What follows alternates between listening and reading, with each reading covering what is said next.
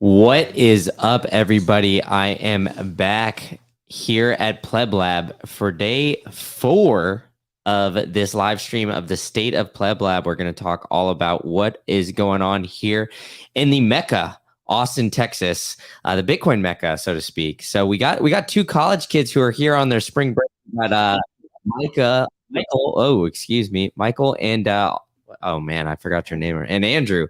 You guys pick up the mic and talk into it. So you guys are from the Midwest. Well, I don't know if you're actually from there, but from Purdue University. So what brings you guys down here, and why did you decide to come to South by spring break instead of getting wet and wild at like Panama City Beach or something, coming down here to Austin and checking out the Bitcoin scene? Funny you mentioned that. I'm pretty sure half of my friend group is actually like in Florida right now, but yeah. Hey man, that's what I was doing when I was in college. Dude, so I just wanted to make the most of spring break. I'm about to graduate college, so I want to start getting out there and seeing as much as I can about Bitcoin because I'm an aerospace student at Purdue. Okay. And there's that field. It's rocket science. Rockets go fast, but that field moves slow. Yeah. That field moves slow as hell. And I was always looking for something more, I guess. And then I found Bitcoin. I took a gap semester and ended up here. And Austin is really nice. The barbecue is nice. So I figured we might as well come down here for spring break, Yeah. And I roped my brother into it. So there we go. Okay. So you guys are siblings. I didn't even know that. Oh, so yeah. For me, I mean, I can't really get wet and wild in Florida because I'm still in high school. So oh wow. Okay. not a lot to do over spring break other than, I don't know, like fun things to get interested in. It's my last year of high school, so I mean, looking for things to do in college, I guess. And I just, Andrew he roped me into Bitcoin mostly, but I think it is a very interesting field. I'm trying to major in like math or CS. I think that this like with cryptocurrency is Bitcoin is like one of the most interesting applications I've found recently. And yeah, I mean, for me, it's also spring break, so it's like, yeah, Austin's warm. It's a nice place to go from New Hampshire is where my school is. It's like it's too cold there. Yeah. Too much snow. Yeah, no, I get it. So I mean that's pretty interesting though that you guys both are kind of here almost like thinking about, what you want to do in the future. Obviously, it's a growing field. There's a lot of jobs, a lot of startups and other things like that. And a lot of things that you'll get exposure to while you're here, especially here at PlebLab. We got startup day here tomorrow for those in town and want to check it out. Or for those out of town, I'm going to have people kind of coming in after their pitch and everything and talk about their product, service, and their company and whatnot as well. But yeah, so you guys came to essentially like learn a little bit about what's going on. Tell us about like your experience in Bitcoin. I know, older brother kind of dragged in younger brother, it seems, which, that's kind of my family dynamic as well. So I can definitely relate to that. But, is the end goal to kind of, I guess, more for learning today, or not today, but this week, or is it more like networking? Are you guys potentially trying to work in this field? Obviously, you're kind of just graduating high school, so maybe you're thinking more about college. But yeah. I'm trying to get him started young. Gotta get him while they're young. No, for sure. I think that's the best thing to do. I'm out here to network, see what the outside world is like. Purdue is a bit of a bubble out in the Midwest, but networking, trying to get exposure to different things. Looking for work in the field. Although, with the markets this past week, that's not too hot. But definitely looking to learn, talk to different people about different things. There's all sorts of cool projects going on, and I'm trying to apply my experience from that engineering background into this field. So there's a ton of cool stuff to do. That's why I'm here. Yeah, awesome. Yeah, for me it's pretty similar. This week I'm really learning is a top priority. I'm still like relatively new to the field. Like I've only really been deeply looking into Bitcoin for like a few months or so. So I'm trying to learn like what kind of new businesses are going on top of Bitcoin, what kind of protocol improvements are being made. And then networking too is really valuable. I mean, just for learning, even like you learn a lot of stuff just from talking with people who know how the field is and know what's going on. Mm-hmm. I guess, I mean, jobs are nice. For me though, it's the first two is definitely getting to know like about the field itself, getting to know who's in the field, what they're doing. Yeah, well, let's keep the microphone with you for a second. So you've just kind of gotten into the Bitcoin, I guess, rabbit hole. Maybe it's the influence of your brother or whatnot. But what's something? Obviously, we have you have your high school education. You're just about to graduate here in the next few months or so.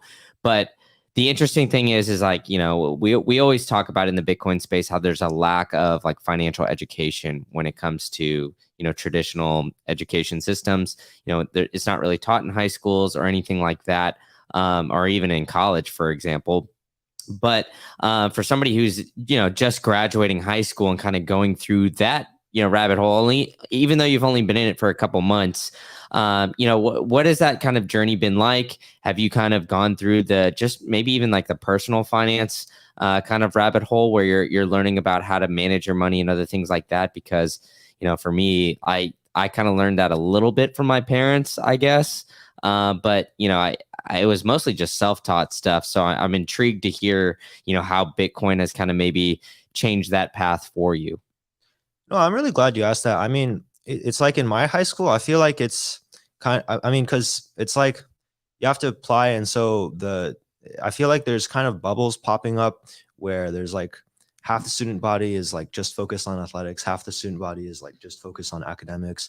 And then within like the academics bubble, it's like some people are just focused on CS, some people are just focused on like English or whatnot. It feels like there's not a lot of people interested in economics or finance. And so for me, I've certainly learned a lot of my like economics, like history of money knowledge only by looking into Bitcoin and reading like history of money, where Bitcoin fits in there. Like yesterday, I went to the HRF thing Uh-huh. at the Bitcoin Commons, and there was this video about how Bitcoin can be used to combat like monetary colonialism. I thought that was like really interesting. I mean, I didn't really know how that happened. I mean, at my school, they talk a lot about colonialism and history, but we don't ever really learn about money, how money fits into history. And seeing like, I mean, the world runs on money. You need money to buy stuff. Like it's so important, but we never talk about it. And so I think learning how say like um oppressive regimes can use money to control people, it's really eye-opening for me, you know. Yeah, and I mean it's interesting that you say that too, because for those who aren't in Austin who don't know, Alex Gladstein from obviously head of HRF came down and showed a great video about Africa and kind of how France and other places like that have come in and colonialized countries, and like he was describing, essentially just use that monetary string to control the entire continent of Africa. It seems like so. It's interesting you bring that up because in the United States, we have been very blessed and lucky to basically have the global reserve currency for, your and I's entire lifetime. And, probably everybody listening here, it coming down to like 1971 or so. And, because of that, we haven't really had to think about a lot of the after or like side effects of, not having that global reserve currency. And so, what that video really showed me yesterday from Gladstein is that, every single country that isn't as lucky to, have their own global reserve currency or like have a very strong fiat currency like the euro or something like that, inflation hits them a million times harder. And, those authoritarian regimes can also control and kind of like use that to really keep their people down. And it is truly, disheartening kind of seeing all that stuff. And it is a little doom and gloom because, I think a lot of things that we see here going on at PlebLab, especially this week, is, there's a lot of exciting developments and, kind of like moving forward when it comes to coding and other things like that. But we aren't really, maybe we get away from, what Bitcoin can really do, I guess, just like globally and kind of help with that monetary policy, changing it and, really just kind of decentralizing it away from those powerful regimes who have kind of been controlling, a lot of people, a lot of countries, and a lot of things like that too. So, I'll pass the mic to your brother here. And what did you think of that video? Somebody, who's got a little bit more education than their brother, right? I mean, you're a senior in college, so a little 4 years down the road. How did that video kind of, I guess, affect you? And did you have any sort of exposure or like, I guess, thought of how Bitcoin could help some of these maybe like third world countries that, maybe get forgotten in all this hubbub? Yeah, well, you mentioned doom and gloom. That video was certainly quite doom and gloomy, but hey, on the bright side, we're here, bringing up the younger generation, trying to get people educated about this kind of stuff. I definitely echo what my brother said about not having any exposure to this in the traditional school system. It's just as if it doesn't exist. Yeah.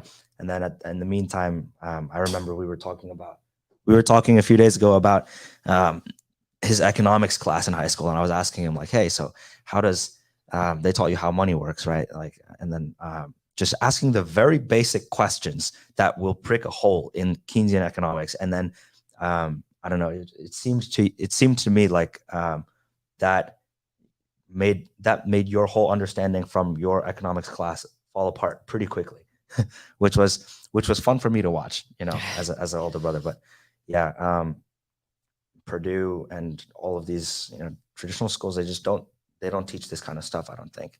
Yeah, it's not a fault to Purdue, because I went in a public school system here in Austin, and then I went to A&M, University of Memphis. So I have some other background and other things like that, and it's interesting because I took like economics, econ, like 101 or whatever it was in school, like a gen ed class. I took it in high school too, and to be honest, like I did not give any care for economics when I was in high school.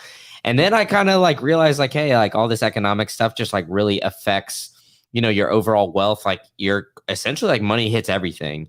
And, I think as the deeper you guys get down the rabbit hole, there's great things going on in Bitcoin, like the Beef Initiative. I'm not sure if you guys have heard of that, but there's, things that like fiat money that has really just affected, all aspects of our lives, how we eat, how we sleep, how we operate kind of culturally, how we kind of go through those things. So, I think you guys are kind of, it seems like you're at the beginning of your journey. And, as you kind of, get away from school and maybe get into start making a paycheck or other things like that. And just, diving into how you're going to, divvy that up, or if you're going to DCA or just buy every 2 weeks with the paycheck, those kind of like little decisions.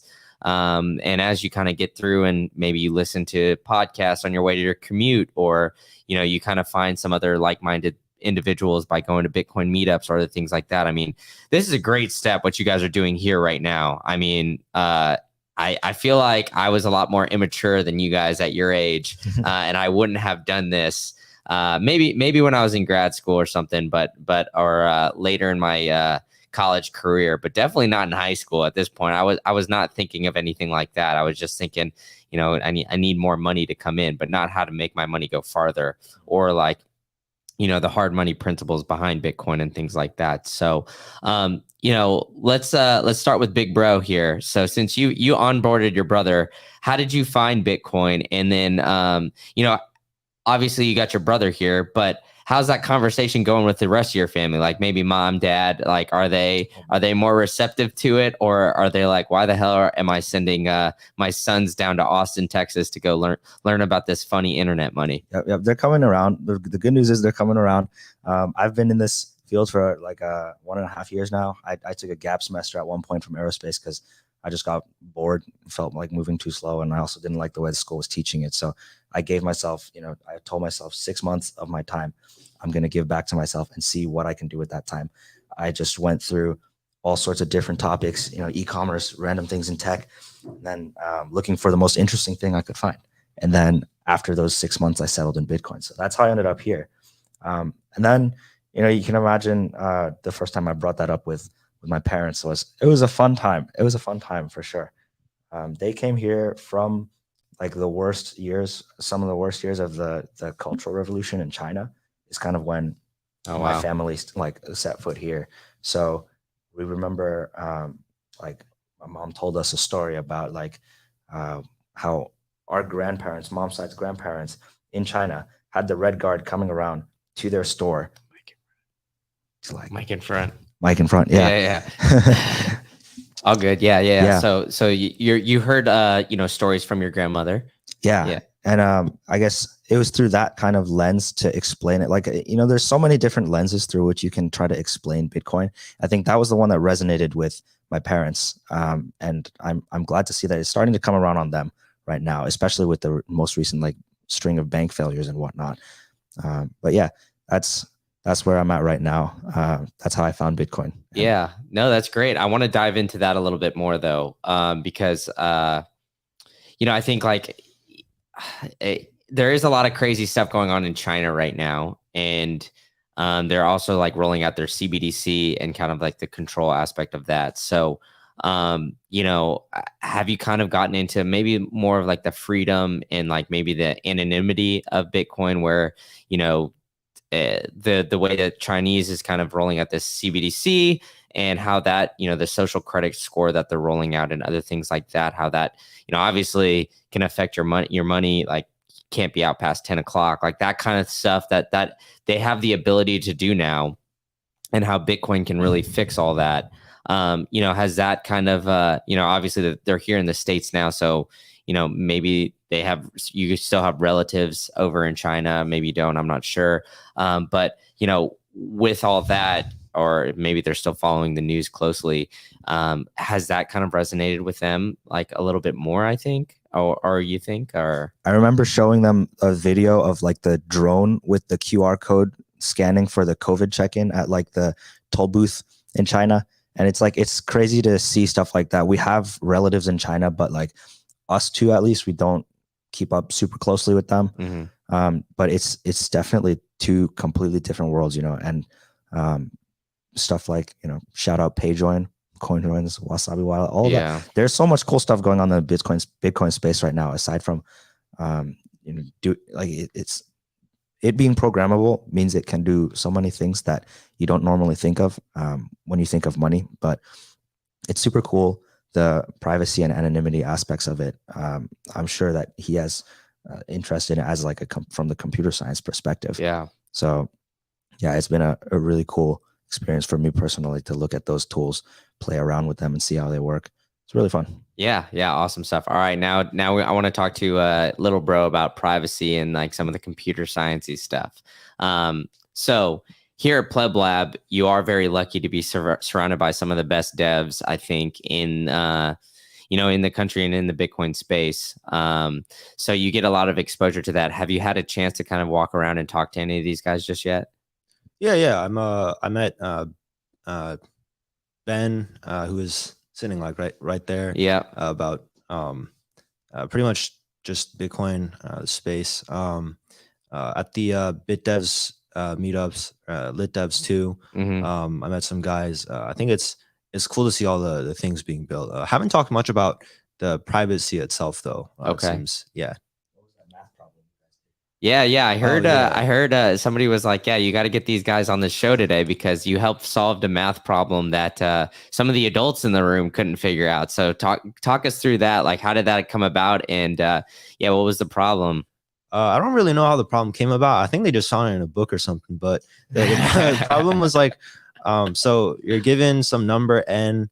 So given n, find the smallest integer m, or if m exists at all, where the first m natural numbers, so like 1 + 2 + 3, their sum is equal to n squared. Okay. So the solution, I mean, I don't know if I want to explain it here, but it's basically you just do algebra. It's like Gauss's formula on the sum, and then you just quadratic formula, and you can find if the answer exists. Oh, wow. Okay, there we go. Yeah. I mean, it's crazy because, a lot of this stuff, though, I mean, you learned it, and maybe some of us, we learned it in high school, but we don't really utilize it. So, obviously you kind of see how some of this stuff can be utilized in the Bitcoin world. So in that aspect, does that kind of, I guess, intrigue you a little bit more when it comes to Bitcoin? Like, are you, I mean, math has always been my favorite subject. So is that kind of like, does that resonate with you as well, where, kind of solving these problems? And I don't know if you've gone down the rabbit hole on how mining works or anything just yet. If you haven't, I definitely encourage you to kind of go find some resources and do that, because that's, math to a T, like math in real life kind of stuff. So yeah, I kind of rambled on a bit, but have you taken a dive into that just yet? Yeah, for sure. I think that for me, one of the most interesting aspects to look into is the math behind, like, why is this thing like, for example, why can we trust that these signatures couldn't just be forged, or how do these signatures actually work? Like asymmetric cryptography, we haven't learned about it exactly in school. Like, we didn't really have a cryptography class, but the math classes in CS at my school, I would say, are like actually pretty good for building the foundations. Like, I haven't figured out how the Schnorr signatures work yet. I know that it's like slightly better version of ESDA, where you can or EC DSA, right, where you can like aggregate them linearly. But I was reading through this book that Andrew recommended to me here, called Programming Bitcoin. It goes through like the basics of elliptic curve cryptography. I thought that was really interesting because this winter I took a class on like abstract algebra. I learned some basic group theory, and seeing how it's actually very applicable towards elliptic curve cryptography was like, that was really a wow moment for me, because I mean, you don't typically think of this kind of math, like groups and stuff, as practically useful in the real world, but like seeing how impactful it is in cryptography, that was really amazing to me. Yeah. Yeah, that is awesome, dude. All right, so where are you going to school next year? Have you decided, or are you going to do a gap year? Have you decided what you're going to do after you graduate? Still waiting on decisions. Most of the schools are coming out April 1st, March 30th. Okay. But yeah. What's the date today? So today's the 16th. So you got like 2 weeks. a couple weeks or so away. All right, man. Good luck. But it seems like too, like I know you said that in your CS classes now that you aren't getting really taught any of this cryptography or other things like that. So I don't know if you've looked into it or anything yet. It does seem like a lot of colleges are kind of slowly integrating maybe a Bitcoin course, or maybe some lessons, or doing some like pop-up talks or something like that. I know here at UT, Texas A&M, they have some Bitcoin related courses. I know the University of Cincinnati, I believe, as well. So they are slowly popping up, and I imagine as this thing runs a little bit bigger or longer, and maybe when you get towards your junior or senior year in college, though, it'll probably be somewhat of a norm, or maybe right after you graduate, unfortunately, like 5-6 years down the road. I don't know. Hopefully sooner rather than later. I'm optimistic that more of these courses will pop up, especially if we get into another bull run. But I think the other aspect of that too is a lot of Bitcoin companies are popping up and kind of making waves when it comes to like fundraising, doing Series A, B, like getting a bunch of money. And what college's main goal is essentially get you guys hired, or starting a company and put you in the best position to succeed in your career. And so as more of these Bitcoin related companies come up, and we'll be highlighting a lot of them tomorrow at Startup Day, colleges have that incentive to kind of teach you a little bit more about Bitcoin. And so I think too, as a freshman coming in, you have the ability to kind of either, kind of not maybe influence it significantly, but start talking with people, whether you're meeting with them on campus. You guys have like a Bitcoin group or something like that, where you guys meet on campus, once a week, once a month or something, kind of talk about what's going on in the space or figuring it out. Maybe a Bitcoin devs on some campus. There's a lot of opportunities. I think the best aspect of college, at least for me, it obviously the courses, you learn some stuff and you get prepared for the real world. But some of the courses, the gen ed stuff isn't exactly super useful, but a lot of it's the networking aspect of it. So I don't know. You guys are making me feel old sitting right here, but if I were to go back and like do it again, that's where I would try to focus on. A lot of things is to just focus on like the networking aspect of things, and kind of trying to set up some stuff that way. Because I started to focus on that maybe the last year and a half or so of my college career, and that's where I think it helped me a lot. But I think you guys are a step ahead of me already, so. I applaud you guys for coming down here. So what are you most looking forward to in the next couple of days? Are you guys going to be participating in the hackathon? Yeah, definitely looking forward to that. So you're participating too, huh? Yeah. Shadowy supercoder shadowy super coder out here. Of course, he has to Yeah. participate. That's yeah, awesome. We got some fun stuff cooking up for the hackathon. Excited to be looking into that. And then we have the takeover at the Commons tomorrow as well. Guest list for that is looking super cool. So what are you guys going to build on for the hackathon? Have you decided? I believe it's like you could do Nostr, Lightning, Bitcoin Core. So there's like a few different options. Have you guys decided or given any thought as to what you're going to do? Are you guys on a team too? So far the team is just 2 of us. Yeah. Well, but, no, that's what I was basically asking. If it was just a team of you guys. Yeah. So we're looking at Taro right now. Also things like pair credit, a lot of these like layers that are sort of building on top of what we have on Bitcoin and Lightning.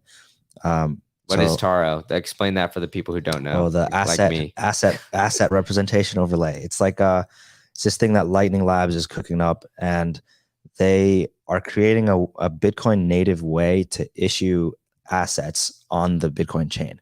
What do you mean issue assets? Like you can, the idea is that you'll be able to issue digital assets that are rooted in the Bitcoin chain. So like the actual Bitcoin data structure, the thing that you download when you run a node, there's going to be data on there that verifiably cryptographically points to the existence of some asset that can be interpreted by anyone running the Taro protocol. Gotcha. And these assets are, the idea is you'll be able to issue them, trade them, exchange them. We want to play around with that, learn how the thing works. It's super confusing, to be honest, but we want to. But this is what this is for, though. You know, exactly. Give it a try, kind of work and be under the roof of a bunch of different, great-minded, coders and developers who maybe haven't solved that problem that you're going for, but they can help you out. It's brainstorming and all that kind of stuff too.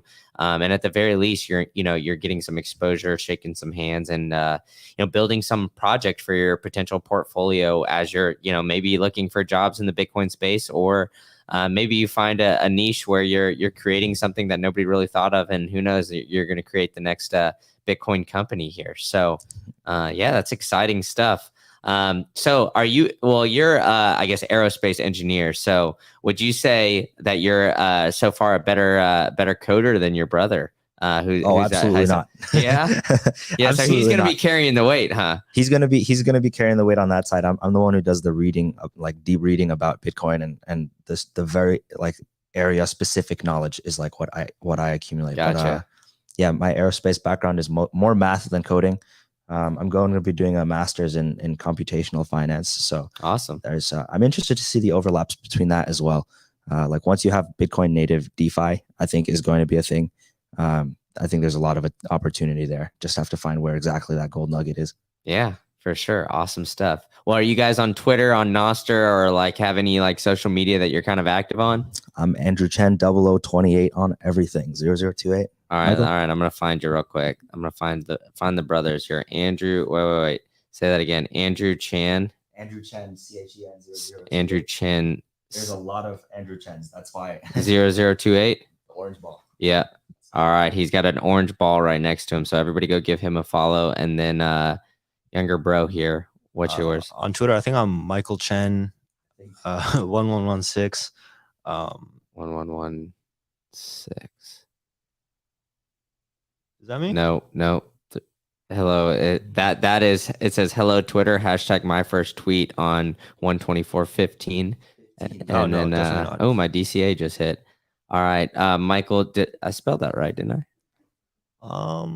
Another one. Yeah, another one. Yeah, one more one. Yeah. No, we don't have you here. I'll search your brothers. All right, you just tweet at me at Green Candle IT, and then tag your brother too, and and I'll retweet that. So everybody in the crowd listening or tuning in after the fact, give these guys a follow. I mean, we got some young plebs here who are really out here grinding, trying to epitomize what's going on here in Austin. So before I let you go, you guys got to give us what's your favorite nugget of being here so far this week and kind of hanging out in PlebLab and the Commons. Oh, I think it's super great to go to these cities and have a community of Bitcoiners, like almost wherever you go at this point. But PlebLab and Commons have been super great hosts. So yeah, thanks for having us here. And it's super nice to see everybody working around Austin is a great city too.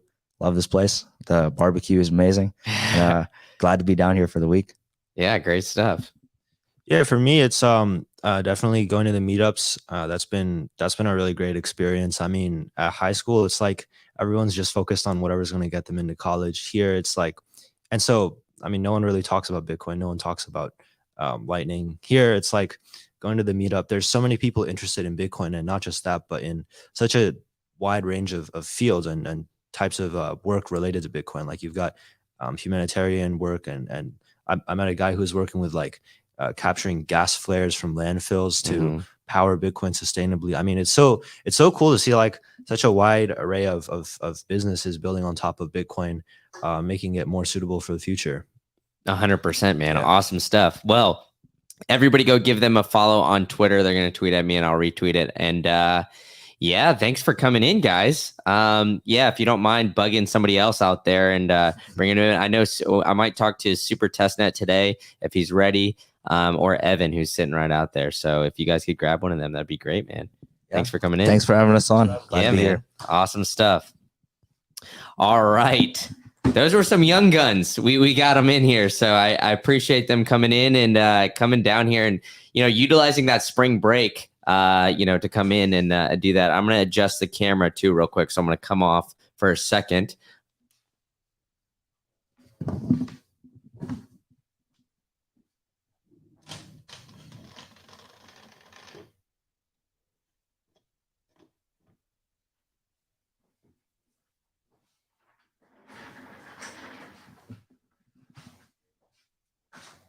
All right. We got the man, the myth, the legend back, Super Testnet. So what's up, man? How are you? Doing great. Thank you for asking. How have you been doing? I'm great.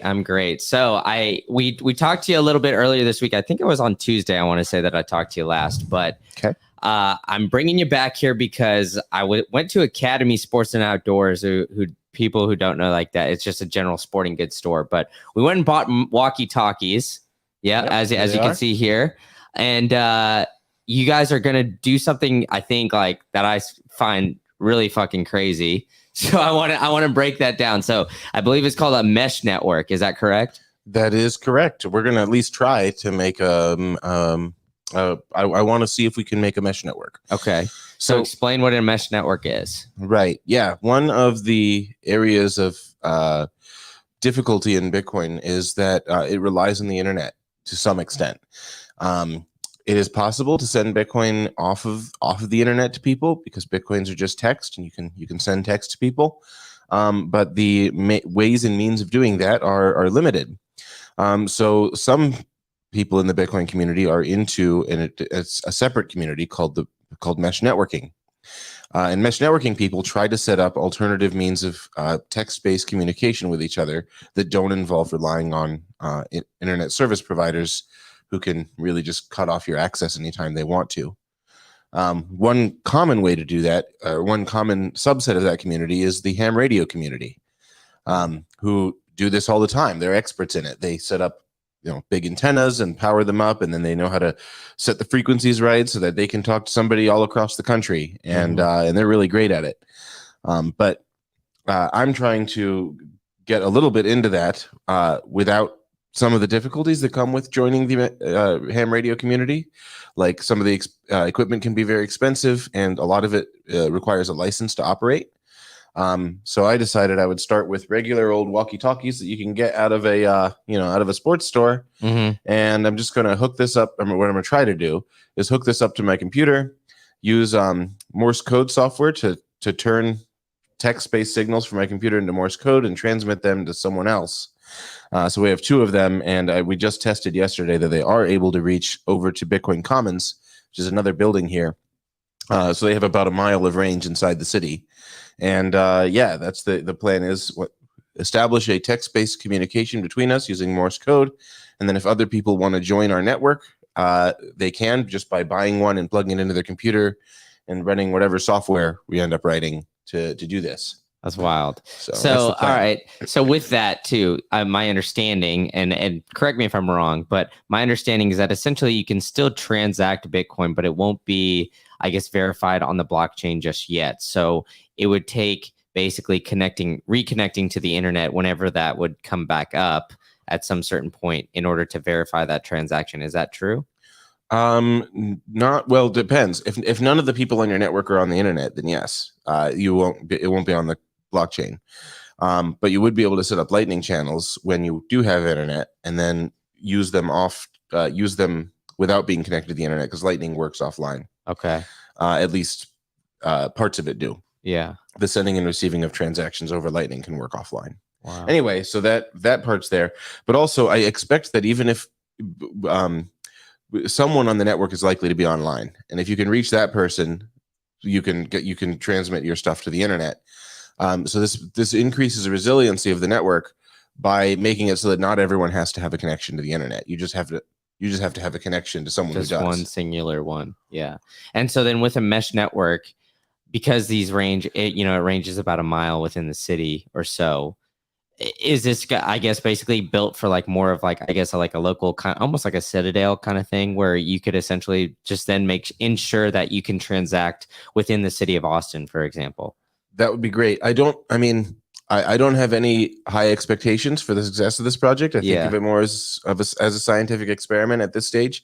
But if there is a city that we can get a mesh network going in among Bitcoiners, it's probably Austin, because there's probably a higher Bitcoiner to normie ratio here than anywhere else. For sure. And so, yeah, like we have two different Bitcoin buildings within a mile of each other. And I don't know if there's anywhere else in the world that has that.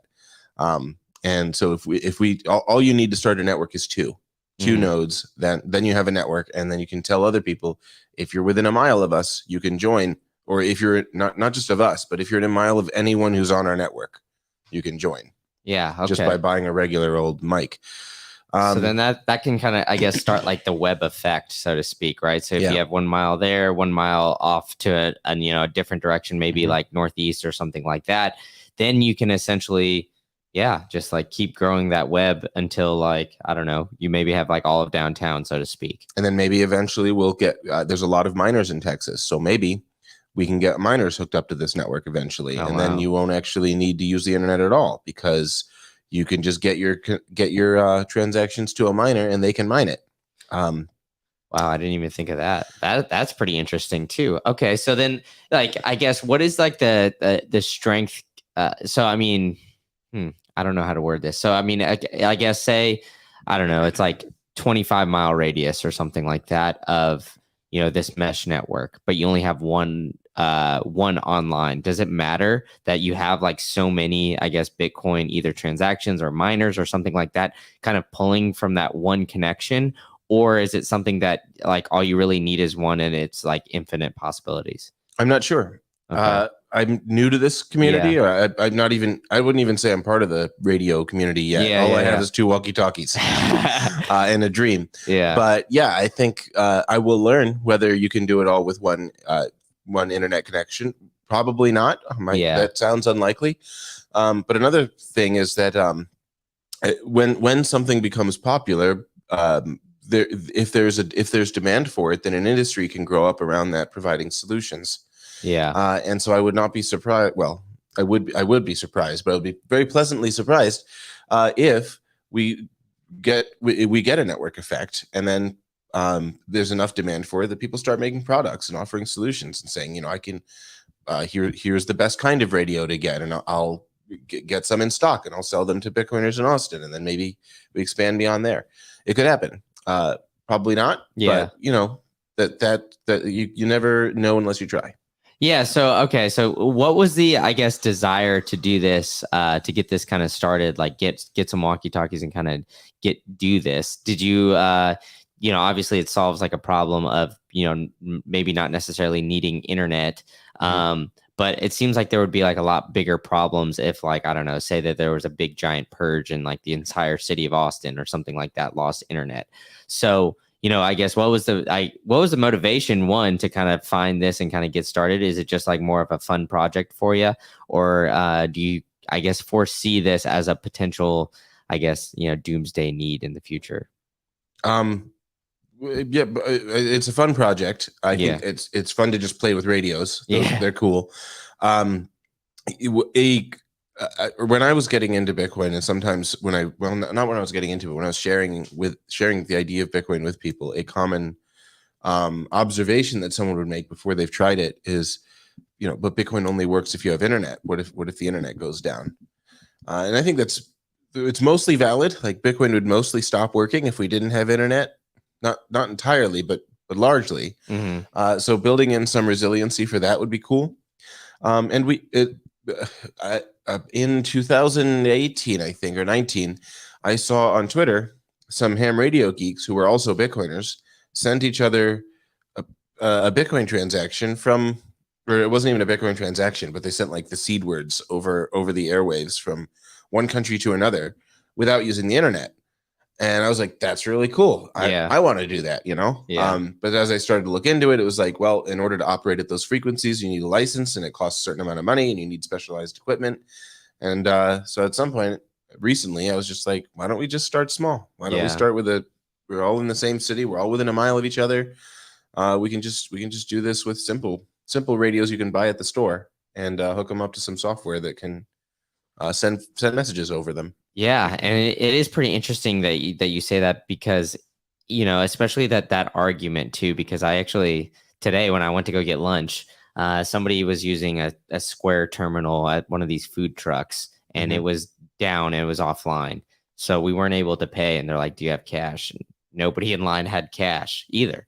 So I feel like what you're doing is help solve a problem that even like the current monetary system has, because unless you trust this food truck or somebody else to like essentially write down your credit card number or do something like that, it would be difficult to kind of, I guess, transact without the internet or anything online, because our monetary system as it stands, like I think you can only print like 10% of the actual like circulating dollars, so to speak.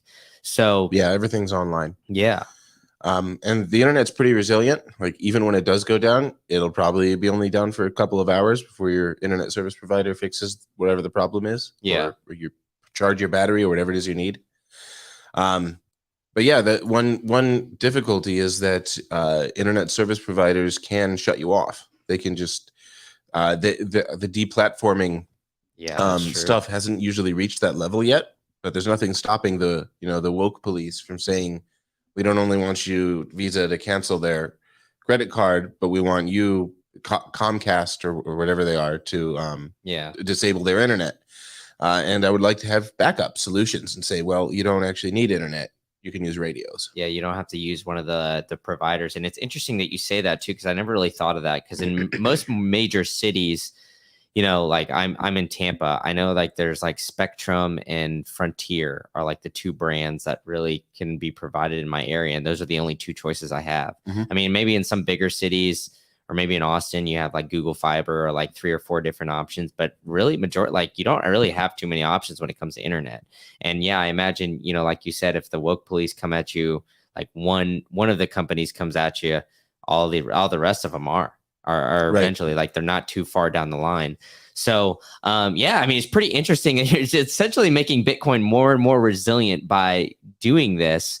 And it's also just playing with walkie-talkies. Yeah, that's kind of fun. Yeah, exactly. But I mean, like, with the amount of devs and other things that we have here in Austin, man, I could see you really like working towards that.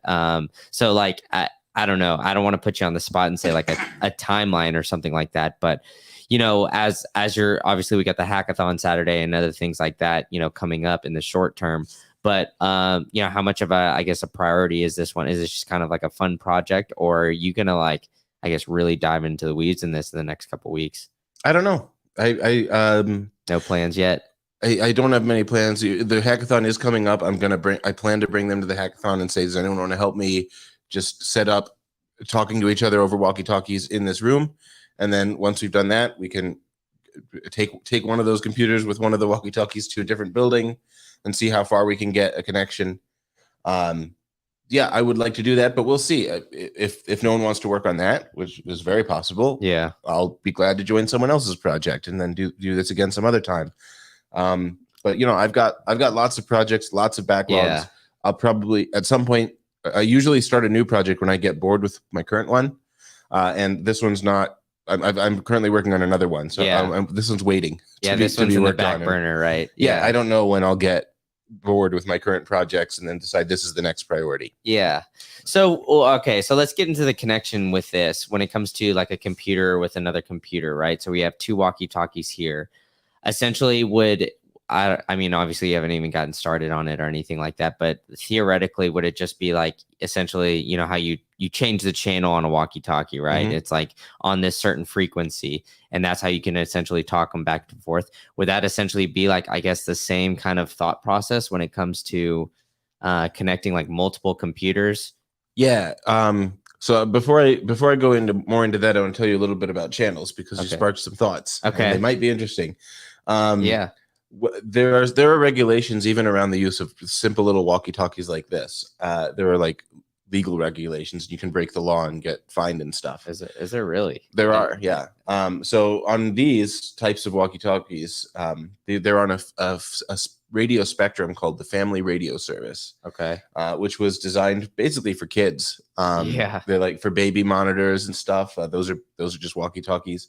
They're designed for toys, and that one has no license required to operate them, as long as you stay within certain limits. So those limits are you can't put more than half of a watt of power into the antenna on channels 1 through 14. And then on channels 14 through 22, you're allowed to put up to 2 watts of power.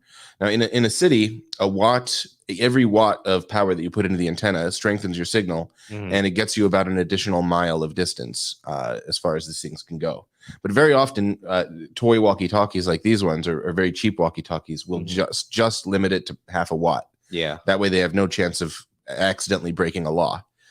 So I assume that's what these do, but also they did get all the way to commons yesterday when I tried them, and that's a mile. So they might be pumping out nearly 2 watts on the upper channels, which is where I put it to one of the higher channels to do that. So that'd be cool. Anyway, they come with a microphone and headphone jack. So I plan to pop those into my computer. And the ham radio community already has software for translating text into radio beeps and boops. So I plan to install some of that software, which I've already been looking into, and then just see if I can do a transmission. Yeah, because they're supposed to work. It's supposed to work on any spectrum. It doesn't have to be the ham radio spectrums. It can be the Family Radio Service spectrum. But yeah, that's basically the plan. Is use this existing software with these basically toy walkie-talkies and see if it works. The ham radio community, huh? Yeah. That's crazy though. I mean, yeah, man, that's just okay. So obviously, when it comes to like walkie-talkies and other things, there's issues with blocking signal, or obviously it doesn't always go through walls or other things like that. If anybody does kind of play with one, if you go like down the street, do you think that there could be a potential issue when it comes to, I mean, obviously we're in downtown Austin, right? So there's big skyscrapers, other things like that. Do you think that could be a potential issue as you guys, I guess, try to scale, or would that just essentially just affect the distance that one would go? Or are you not even sure yet? Yeah, I am sure that it affects things. Yeah, I'm sure this affects things, but to the extent you don't know yet, obviously, right? Yeah, I imagine that if you have a skyscraper in your way, you're probably not going to get around it because it's a big metal, signal affecting the signal. It's basically a big antenna. And it's going to absorb all that. Well, I imagine that's how it works. That the big metal things absorb the signal and block it from proceeding. But yeah. So I don't know. All this stuff is foreign to me too. So I know that in the user manual it talks about line of sight being very important. So that you can see somebody when you're like you get a much better chance of reaching them if you can see them. So like even walls and stuff present obstacles. When you did this with the commons, was somebody outside the commons or were they inside the building? Well, at first I was outside. I walked all the way to the other side of the building and checked if we still had a signal, and we did. And then I went inside and got onto the commons floor. So Topher, who was here with the other headset, he was here at PlebLab. He was inside. I was inside on a mile away, and we could still hear and talk to each other. We could converse. The signal did get faint. Okay. So there was some static on the line you could hear, but yeah. but I was able to hear him and talk to him. So I hope that the ham radio software is able to distinguish signal from noise as well as a human ear can, and I think it probably can, because they've been doing this for a very long time. Yeah, that's awesome stuff. So I mean, all right. So if anybody's listening, or maybe that the ham radio community is in tune with what I got going on here, probably not. But how can what resources do you need to, I guess, try to help accomplish this goal? How can somebody help you, or figure out like the updates as you're going along this project? Well, I don't really know, because I haven't exactly started the project yet. I don't know. I gotcha. I haven't assessed what the obstacles might be. But some of them immediately come to mind. I haven't even tested the software yet, so maybe I won't even be able to get the software running. Yeah, I gotcha. That could be an issue. Or one thought I've had is, these have a microphone and speaker jack, but they also have the push to talk button. So what if I plug this thing into my computer, and every time I'm supposed to send a message, it wants me to hit the button still? Yeah. Yeah. Will I have to, pop this off and then hook up some circuitry to do that for me when I hit a button, or when my computer hits a button? Or if anyone knows how to do that stuff, or override the push to talk button or something. I was reading the user manual to see if it clarified. I doubt it, huh? Because it's probably a kid's toy. They don't go into that, I bet.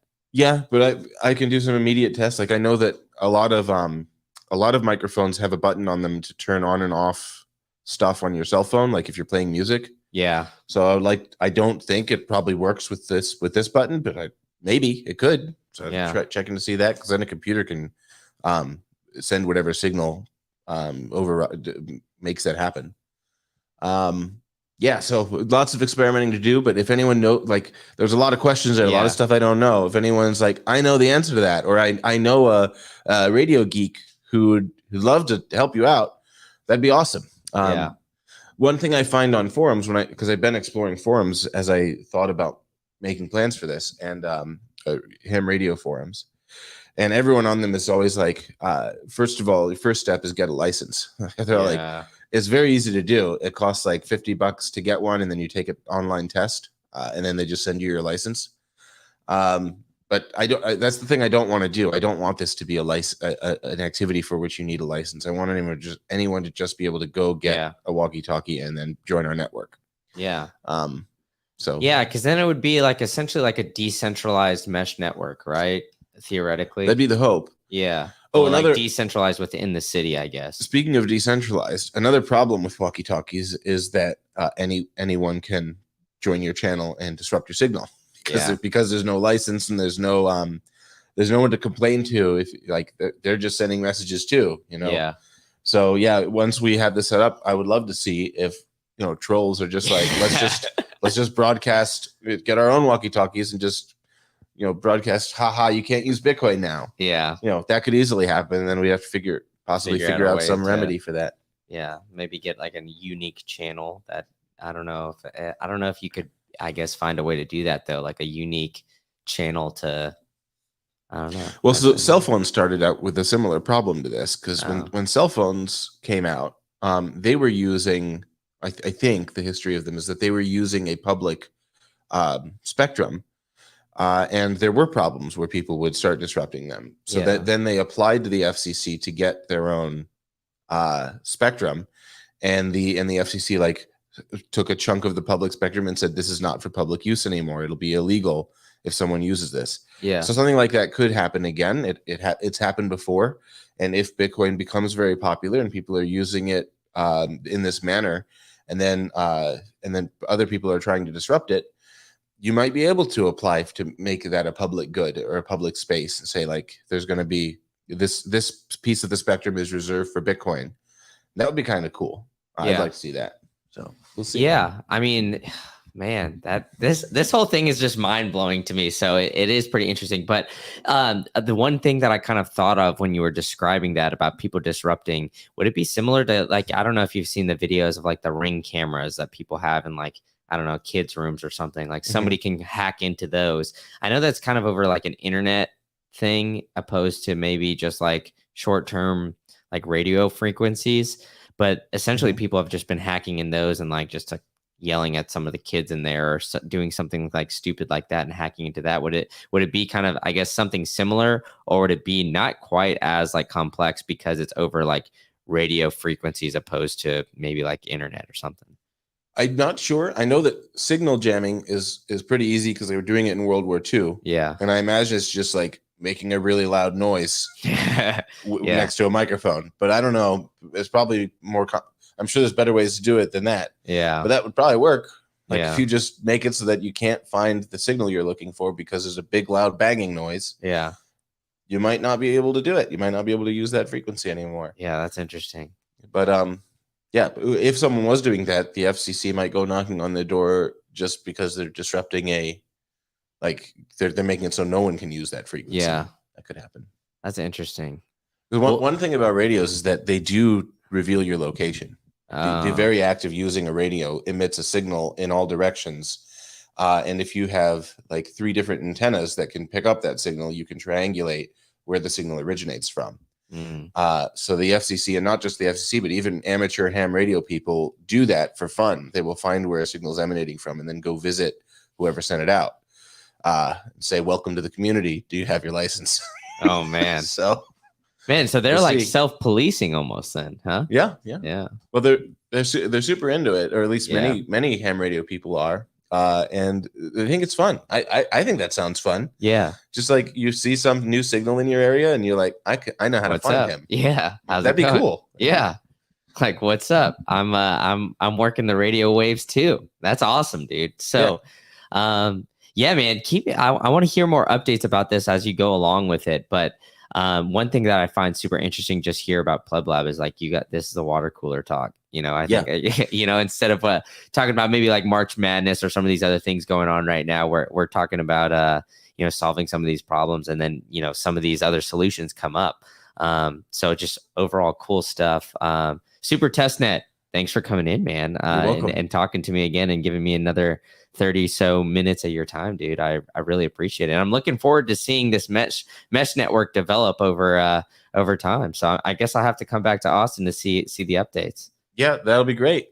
No promises that even anything will happen. Yeah. But I think if we do it, I'm going to be really excited. Yeah. I mean, even if it doesn't work, sounds like a lot of fun. Yeah. Even if it doesn't work though, I want to know about like the struggles or maybe like some of the roadblocks or some other things that like came up about it. And then, yeah, you never know. Maybe we can find a way around it. I'm sure like if there's a will, there's a way, Yeah, I'm sure. Almost everything is possible if you try hard enough. Yeah, exactly. Well, Super Testnet, man, thank you so much for coming in. You're welcome. Have a wonderful rest of your day. Thanks. Yeah, so everybody go check out Super Testnet on Twitter and Nostr. That's super_testnet. Is that correct? On Twitter, yeah. Yeah, on Twitter. And then I think your Nostr public key is on your Twitter. Is that right? I don't think so. Okay. Well, just find him on Nostr. He's anon. So yeah, everybody go follow Super Testnet on Twitter. Like I said, some of the coolest water cooler talk you could ever find is here at PlebLab. Like I said, like you can essentially just figure out what the hell is going on. Hey man, how's it going? Grab a seat here. Do you want to be on camera? Okay. Cool. All right. So for those, feel free to grab the mic. We got the next guest in here. We got 2 guys who didn't want to be on camera back to back. So I'm looking here like I'm talking to my lonesome. But how you doing, man? Good. How you doing? I'm good. Do you go by something, an anon kind of alias online, or? Yes, I am tech engineer at Tech Engineer 21. Okay. On Twitter and Nostr. Okay, awesome. So everybody check him out on Twitter and Nostr. All right. So what do you do in the Bitcoin space? So 2021, I got more involved on Bitcoin Twitter. My angle is decentralizing Bitcoin mining further by double spending energy. What do you mean double spending energy? So I have been heating my house with Bitcoin miners for the last 2 winters. And so what I mean by double spending is the energy is already being spent to heat a house. You might as well also mine some Bitcoin in the process. Yeah, that's a great stuff. Overall, the goal is to decentralize mining further and keep it competitive for the pleb miners or small ops miners. Yeah, I mean, I think that this whole topic is super interesting to me because I mean, I live in Florida and obviously we're in Texas now, so you don't really need to worry about heat too much. But there's some great guys online. I don't know if you know Hashing to Heating Oh yeah. or some. Yeah. Yep, So definitely. then there's Enlil the Miner too. He's using it for aquaponics. So he's essentially got a setup where he's like heating some water that he's having. I forgot what kind of fish, but he's essentially having these fish live in this, where he's heating the water using a Bitcoin miner, and then their poop helps like essentially fertilize soil, and then that soil there he's using to help grow some like vegetables for himself, and he's in like the New York area. So there's like a shit ton of cool stuff I think you can do to utilizing that heat. So with like all these crazy endless possibilities of what you can do to utilize that heat, like did you kind of, I guess, get into Bitcoin mining initially and then kind of move this way, or are you just essentially like, you've been a Bitcoiner and you're like, hey, my house gets cold, like this is just like a simple fix in your head, so to speak? So the way I got into mining for heat was originally in 2017. I wanted to get into Bitcoin mining because it really interested me. But I tried to buy an S9 back then, and it was really expensive, really hard to get because the Bitcoin price was going up like crazy fast, and I ended up not getting it. And then the price crashed, and I realized like Bitcoin mining is super. You can make a lot of Bitcoin, and it's a good ROI at first when the Bitcoin price is high, but then during a bear market, it drops off quickly. And I realized like we got to find a way to like double spend this energy or like reuse the heat. And I was living in Colorado at the time, so it's pretty cold there, need a good amount of heating. So pretty cold to I say was the least. essentially just thinking like, well, I can just duct some of this hot air into my house. So I ended up not doing it back then. It was too complicated and it didn't seem profitable. But I fast forward to 2021, I went further down the Bitcoin rabbit hole, and I was like, you know what, I really want to get into this. I got to figure this out. So I made a system that's connected into my HVAC system, and it's fully automated. And so it runs by itself, just keeping my house warm and mining Bitcoin. And then I went on to actually build an immersion tank and made a little hot tub out of a Bitcoin heated hot tub. Damn. And there's a lot of cool projects going on. And you're just doing this all at your house by yourself, or do you have like a team that's working with you? No, just me. But I've gotten to know a lot of the other guys via Twitter, and I was at Bitcoin 2022, met a lot of the guys, and there's a bunch of guys doing cool stuff like heating their whole house, water heaters. There's greenhouses that are being heated by Bitcoin mining. Yeah. All right. So I'm trying to find you on Twitter real quick. So sorry, but you said you're a Bitcoin engineer, or is it BTC engineer? I'm a network engineer. Oh, is network my fiat job, but kind of a Bitcoin engineer. I mean, I'm saying kind of on Twitter, what's the handle? Oh, sorry, Tech Engineer 21. Tech Engineer, that's it. Engineer 21. All right. So all right, I found you. So the complicated things, I mean, it seems like, all right, it's kind of like easy for the average Joe to kind of just go in and just plug in a Bitcoin miner and have it heat their basement or whatever. But it seems like you did a little bit more of an extensive system where you have it hooked up to the HVAC and is that correct? Yeah, correct. So I built a box, and then I ducted it into the return of the blower. So it sucks it into the heater, and then the fan that's built in pushes it around the house. And then I built a couple different ducts that are then controlled by the thermostat. So when it calls for heat, it pushes it through the heater and heats my house. Otherwise, it just exhausts it out into the attic. Okay, cool. Yeah, because that's what I was going to ask is like, all right, so it is running all year round then. Yes, except for, so I live in Las Vegas and it gets really hot in the summer. Yeah. So on another side thing that I do is I try to work with the energy company to work around their time of service billing, because what is time of service billing?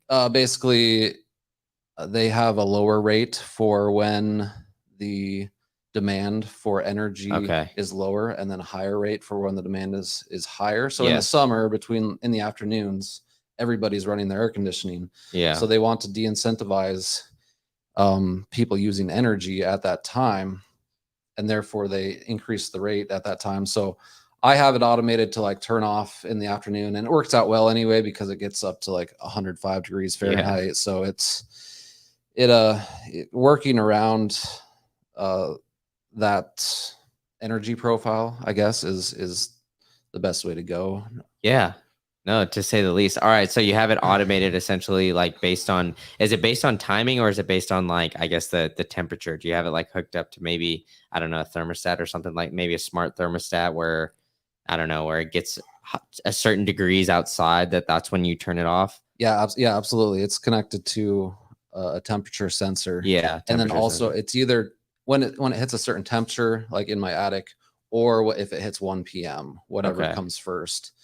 And then it'll come back on at like 7 p.m. or once the temperature drops below a certain threshold. Damn. But luckily they line up pretty well anyway, so it works out. Damn, that's awesome. All right, so now let's get into the hot tub because that seems like a fun project. Swimming in sats. Yeah, exactly, literally, and yeah. So I mean that's awesome stuff right there. That seems like practical for a big part of the country, obviously, to have it like in the HVAC system and do all that kind of stuff. But everybody likes their hot tubs. So the one thing about hot tubs though that I do know is like, it's not always, obviously it's not always running, right? It's not always like heating the hot tub. So do you have it or always heating? So, your hot tub's always at, I don't know, 90 degrees or whatever it is, or do you just kind of have it set up kind of similar to your HVAC system where, it turns on and off depending on like certain settings? So this was actually a proof of concept build. So I don't have it running anymore right now. Okay. It was just a blow up pool that I made just to build out the concept.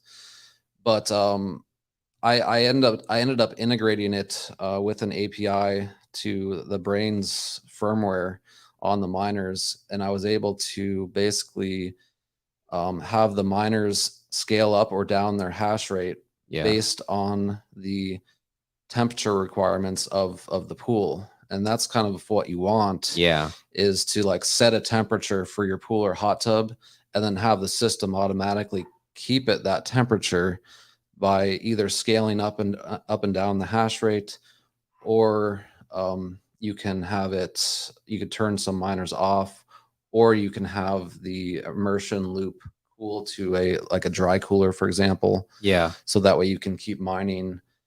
You don't want to just keep heating the water indefinitely. Yeah, is the idea. You want to. So now we get like boiling. You need to offload that heat eventually, either by scaling down the hashing or moving to a dry cooler, for example. So in my system, I had it scaling up and down the hashing.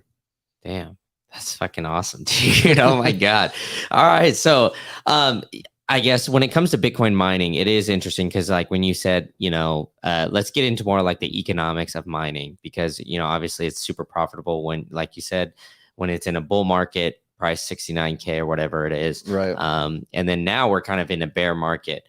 But do you kind of, you and a few others that I've already named have, found some solutions to use the heat and kind of, I guess, almost justify, using, maybe operating at a loss or something like that, because you would be using that heat in some way, shape, or form otherwise. Do you think that's kind of like the future of Bitcoin mining, where, I guess I'll tell you my theory. So I think that the future in like industrial companies is essentially whatever excess energy that they're trying to get. So like, for example, flare off gas or whatever, using that to mine. Or, when it comes to the grid powers, right, having it plugged up directly to the grid. So when there's like excess energy, that's when miners are mining. But when, it's in high demand times, kind of like how you described with your house, that's when they shut off. So I think that's kind of like the industrial applications. And then I see that kind of getting in a decentralized way in ways you're describing right now, like either a hot tub, HVAC system, or I don't know, even a water heater or something like that, where, essentially it's kind of, I guess flipped on and off depending on certain times. do you kind of see that as, I guess, being kind of the future with mining, especially as, you know, the hash goes up and maybe the price doesn't move quite as much, or we're in like bear markets and the hash is still kind of elevating? Yeah, so longer term, I see Bitcoin mining becoming more and more competitive. So like right now, for example, the price is relatively low. So we're in a bear market price wise, but also the difficulty has continued to go up even through this bear market. I think this is the first bear market that's happened too. I want to say 2018, it still kind of rose a little bit, and then kind of tapered off. This one, it just has kept going up and up. Yeah. But anyway, I mean, overall, I think we need to find ways to make it more profitable for smaller operations mining, so that it doesn't all centralize into very large mines, and therefore create an attack vector against Bitcoin. Yeah. So yeah, it's either mine for heat, or flare gas mining, or dynamic power scaling, or bringing it very close to the power source, like a nuclear reactor that is constantly outputting a constant amount of power, but the demand is rising and falling. So yeah, that's where the dynamic power scaling comes in. The Bitcoin miners can consume that energy that is otherwise wasted. So it's got to move to like free energy sources long term. Yeah. That's where I see it going, one way or another, whether it's any four of those things that I just mentioned.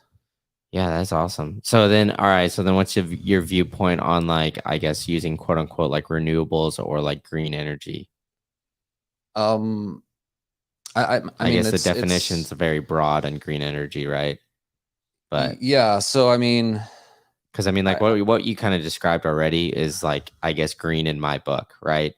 Like flare gas, it might not necessarily be defined as green energy when it comes to, I don't know, maybe whoever defining, maybe if the president was defining it or something like that. Right. But I mean, like it's energy that is essentially just flared into the atmosphere, right?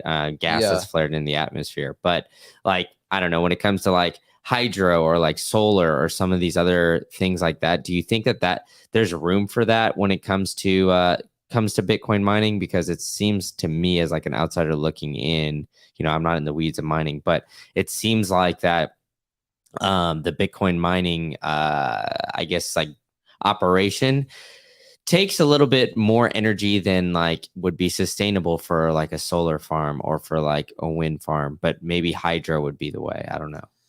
Yeah, so I actually have solar panels on my house. I got them before I even was mining Bitcoin.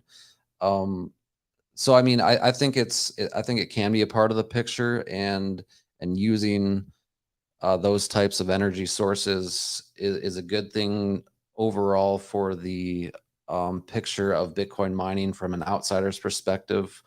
Like as somebody just thinking, oh, it uses the amount of energy of a small country. From that perspective, they're going to want to see more sustainable energy sources. But overall, I don't think it matters whether the energy comes from like a nuclear power plant or a solar farm or wind. As long as we're doing some of the other things that we've mentioned, which is trying to economize using the energy twice, for example, or I mean, flare gas mining is similar. That energy is just being wasted into the environment and actually causing a negative to the environment. So you might as well use that to produce something more effective, which is Bitcoin mining. So either way, it's more about trying to double spend the energy and find energy sources that are otherwise wasted. Yeah.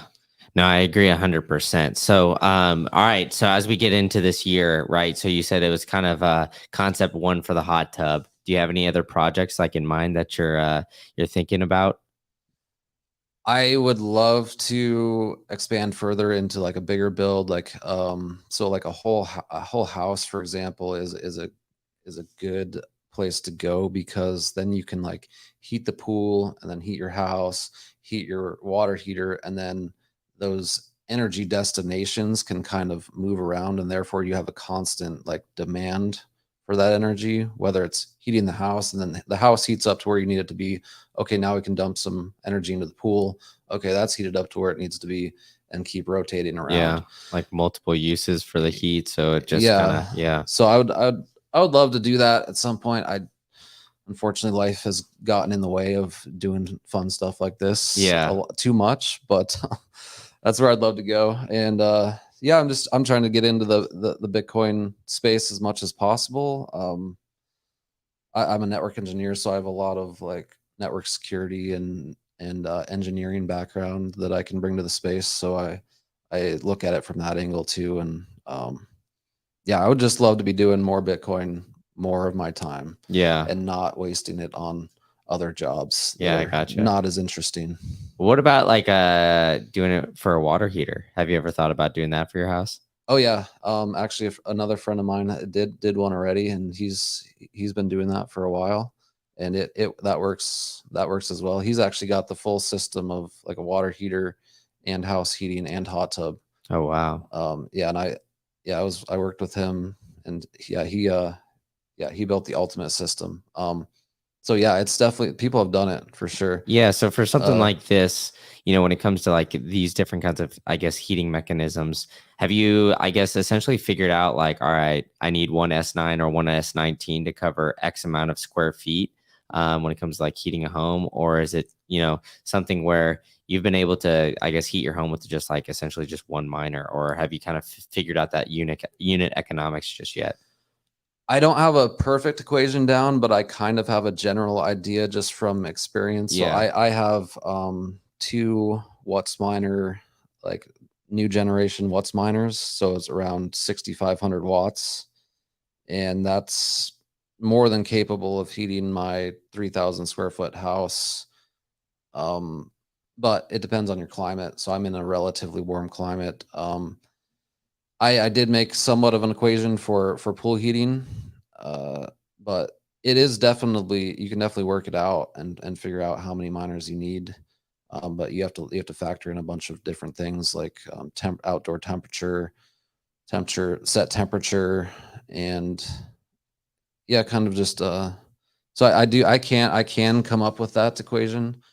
Or not, it's not a set equation. Yeah. I can figure it out as needed, basically. Yeah, that's awesome stuff. All right, so we've gotten to the heat with all this, but how do you, I guess, deal with the noise when it comes to these miners? Are you like doing some sort of immersion technique or something like that, or is it like at a point where you have it in your HVAC system?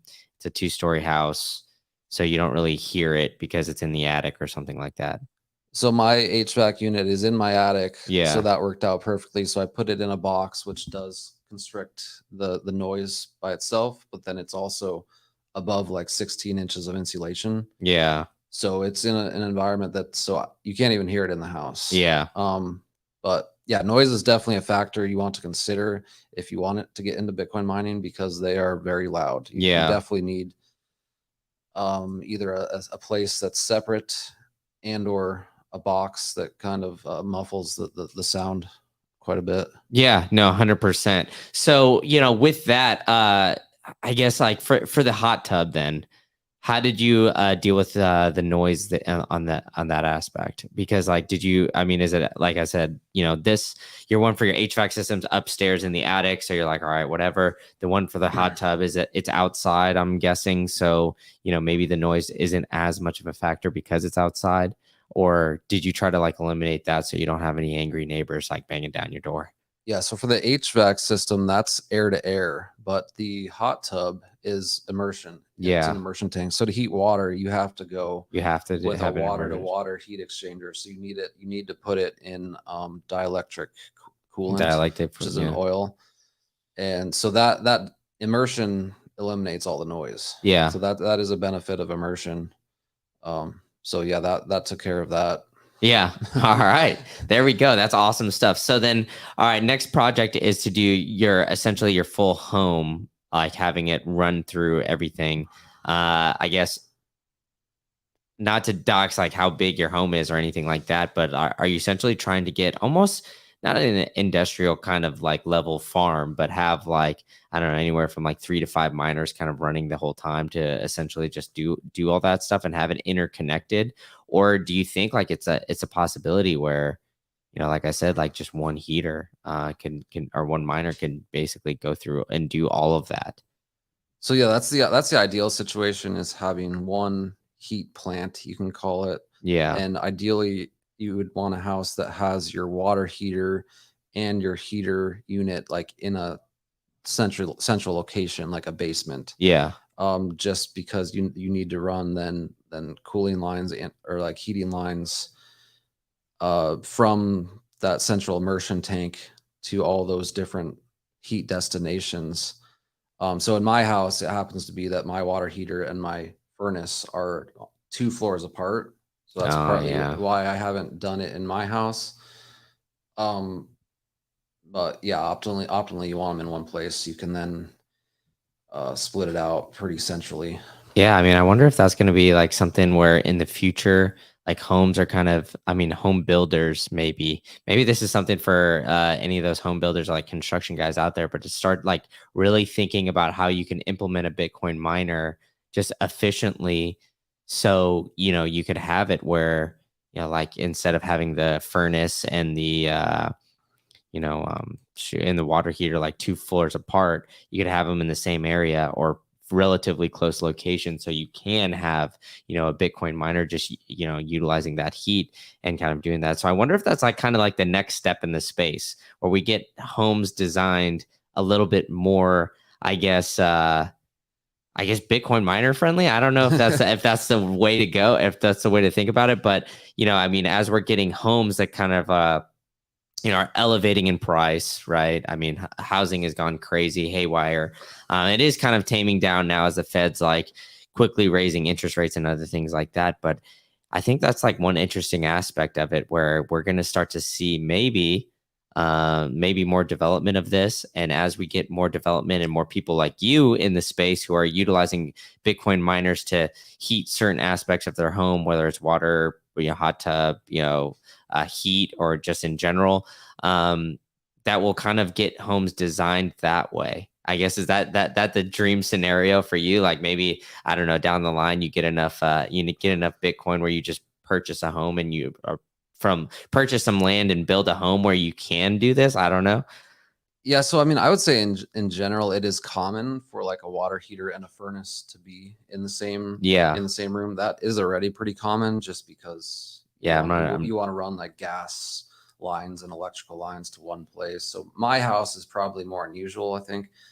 But actually, I see more in the future things like the integration of ASICs directly into like heating units. Yeah. So like there's some open standard like chips coming out. What's an open standard chip?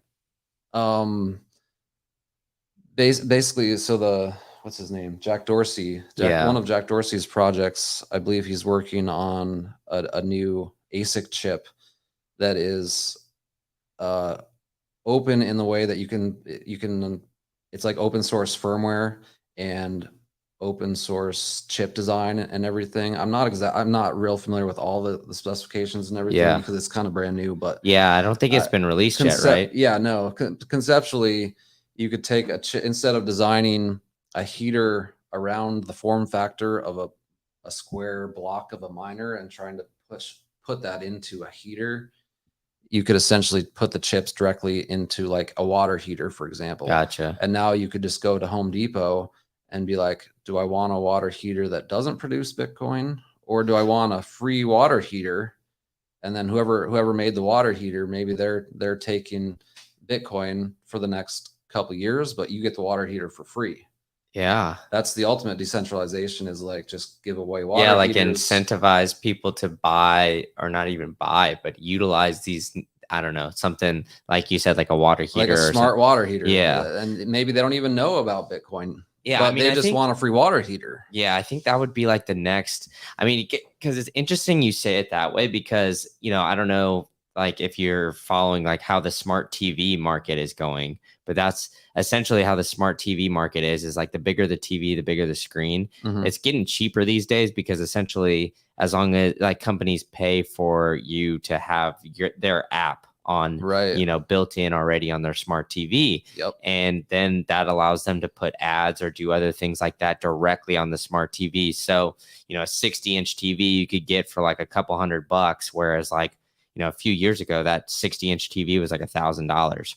Right. And so, yeah, it's interesting that you say it that way, because that could be something where it's like, hey, normie who doesn't care about Bitcoin, we're going to give you this free water heater, but it's going to keep the decentralization aspect of Bitcoin kind of going forward. Exactly. And yeah, I mean, I would actually pay for that water heater. I've actually talked about it a couple times with Hashing to Heating and Enlil. So maybe I'll rope you into these conversations. I need to get a new water heater for my home in Florida.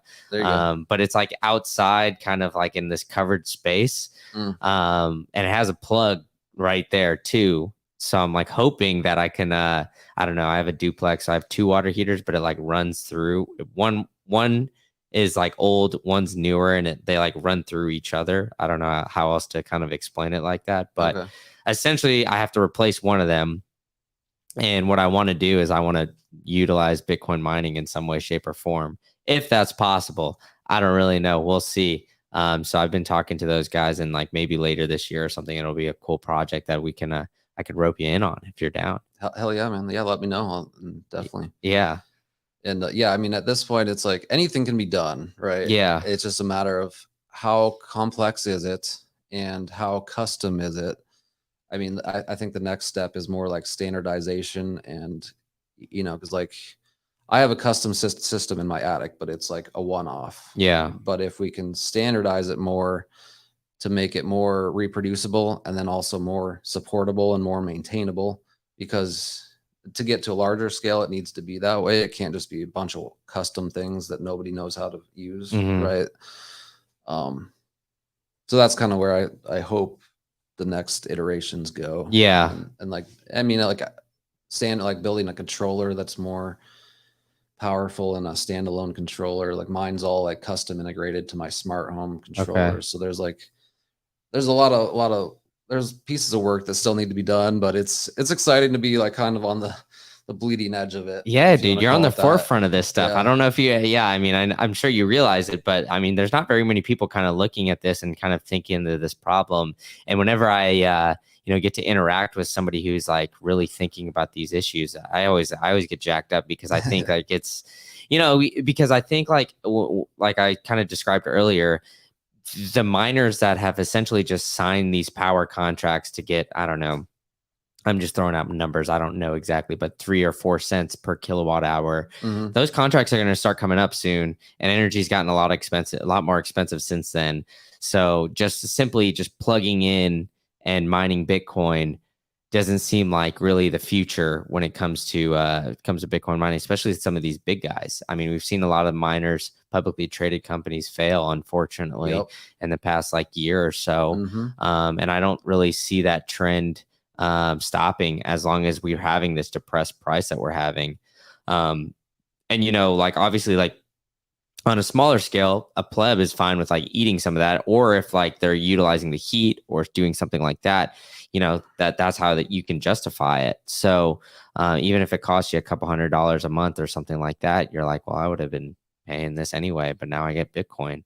So I don't know. I think this whole stuff is just like really intriguing, and it gets me like really jacked up about the space.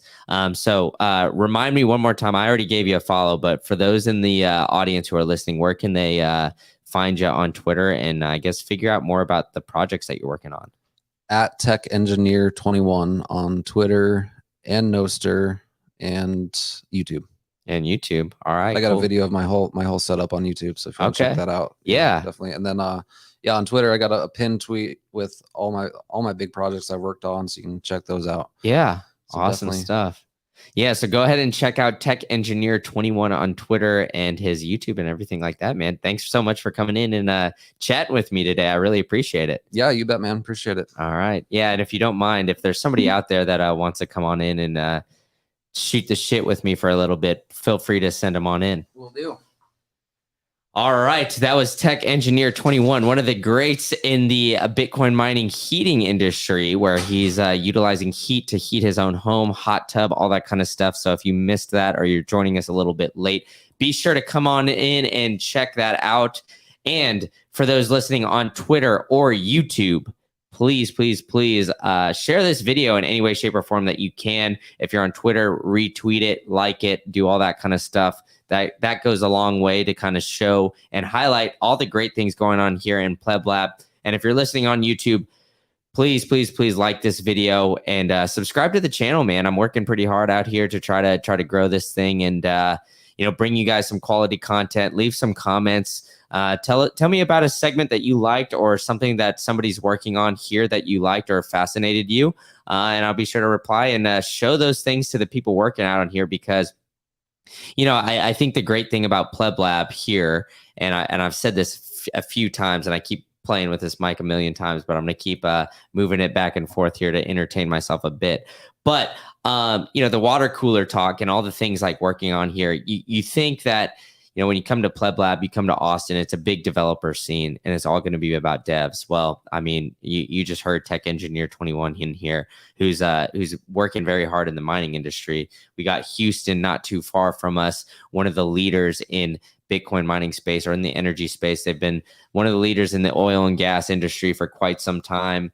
So yeah, man, overall, just outstanding stuff here going on at PlebLab. So, I don't know if we've got the next guest coming in here yet.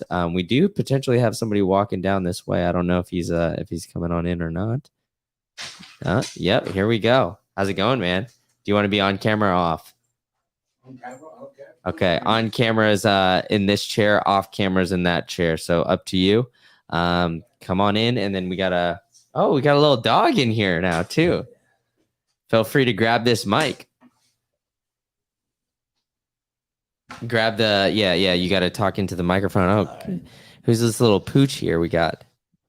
Mariposa. Oh, that's Spanish awesome. for butterfly. Oh my goodness, so cute, so cute. All right, so tell me, what is your name and what do you do in the Bitcoin space?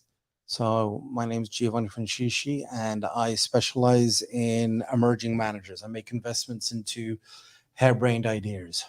Into what kind of ideas? I'm sorry. Harebrained. Harebrained. What does that mean? Well, most people in my space, in my job, they make decisions based upon what's known as career risk avoidance. So they don't want to risk their careers. Yeah. And what I think that conservative investing is dangerous, right? So if you're conservatively invested, you think you're never going to hit the lights out. You're never going to make lots of money, but you're going to be safe. Like you're not going to lose money. Yeah. And I don't think that's true. I think that conservative investing, not only do you not make much money, you in fact do lose money with conservative investing. Yeah, because if you miss on one of those conservative bets, you don't have other ones that maybe you like hit a home run on. It's just a bunch of singles. Not just that, but conservative investing loses money. Like conservative investments lose money. They don't save money. They don't protect money. Yeah. Why do you say that? Because winners call themselves winners. Yeah. Right? And so if you're smart, if you're powerful, if you're intelligent, if you have an ego, right, you give yourself another positive adjective. Yeah. So if you're not a winner and you got to describe yourself in a positive way, you say conservative. Yeah. Right? I don't lose. I'm not a loser, right? They're just saying I'm not a loser. But in reality, they're losers. All conservatives are losers. Okay. Yeah. They just feel better about losing. You know? So when someone hits the lights out, right? You think that they're lucky, but you don't think it's so much hard work. You think it's luck. Yeah. Right? And so to make yourself feel better about not hitting the lights out, not making lots of money, you go, well, I didn't take risks, so I don't get the rewards. Yeah. But let's take, for example, Silicon Valley Bank. Yeah. Right? Okay. Yeah. Let's get into it. When they got 3 times as many assets, right? They did something safe. They did something conservative. Yeah. They bought those treasuries, right? Yeah, treasuries. They did not take a risk and it didn't work out for them. They did something safe and they lost money. So that's an example of conservative losing you money. And in fact, it lost them detrimental. There we go. Lost them some money and then lost them the credibility of all their depositors, and the depositors ran to the bank. Yeah, exactly. Exactly. All right. So then what are you here to get out of here at South by Southwest? Are you here for Startup Day tomorrow? Yeah. Yeah. I gotcha. Have you have you heard of any of the companies that are going to be pitching tomorrow that have you excited, or are you just coming in kind of blind? Coming in blind. That's awesome. Where are you coming from? Monaco. South of France. Oh, wow. Okay. Well, welcome. Have you been into the United States before? Yes. I'm a U.S. citizen. Oh, okay. All right. I gotcha. All right. Cool. So how long are you in Austin for? Till Sunday. Till Sunday. Awesome stuff. Awesome stuff. Okay. So then as it comes with the Bitcoin space, right? So you how long have you been investing in like other companies, and have you had any exposure to any Bitcoin companies previously? I'm a triple OG. I'm a triple OG. Triple OG. Why triple OG? Why not single or double? Because let me tell you something. Do you know who Charlie Shrem is? I believe so, but if those in the audience that don't know, why don't you go into who Charlie Shrem is? He's the guy who did BitInstant, and BitInstant was the guy who facilitated transactions and converting from Bitcoin into fiat. Okay. Right? Yeah. So I think it was 2009. It may be in 2010. I was at the AVN Awards, which is the Adult Video News Awards. Yeah. And I was in the industry section, not the sort of fan section. Yeah. And I met this guy who was doing, payment processing and transactions. And we started chatting like we're chatting now. And it's quickly deviated into sort of high finance and whatever. And I was like, wow, I'm at a porn conference talking about high finance when there's women walking around with their tits out and pasties on and stuff. And he was just like going, fiat currencies and blah, blah, blah. And I was like, wow, you really are passionate about this. And his business model was to give people who had Bitcoin and they needed cash to give them cash instantly against their Bitcoin. That when you converted Bitcoin into cash, it was taking 3, 4, 5 days to get your cash. So he wanted to speed up that transaction. Yeah, I got you. And and this was pre-Lightning Network and all that kind of stuff. Yeah, this was 2000. Yeah. Okay. 9, 10, maybe 11, and so I did a deal and we did some financing, and I didn't know that he was actually the guy who was, I met him at a porn conference, right? So he was doing high risk credit card processing because people get horny at night, signed up for porn websites, and then the next day regret it, and then they call it their credit card company and say, I didn't spend $100 on phone sex last night. What you talking about, right? So the credit card processing has to rebate back the $100 to the credit card holder. So if that is acceptable to you, right? Then Dread Pirate Roberts and Silk Road is not that far away, right? And so he was credit card processing Dread Pirate Roberts. I had no idea about that. All right, so I think the miss aspect in this story is, what were you doing at this porn conference, man? So there was a very wealthy individual who had started an internet company when he was a young kid. Okay. He came from a very wealthy family, and the family didn't really pay too much attention to what this kid was doing. Mm-hmm. And so when he decided to get married, they didn't really protect him because he was so young, right? Yeah. And so his trust fund assets were all protected by what's known as a family office, protected by the family, and so on and so forth.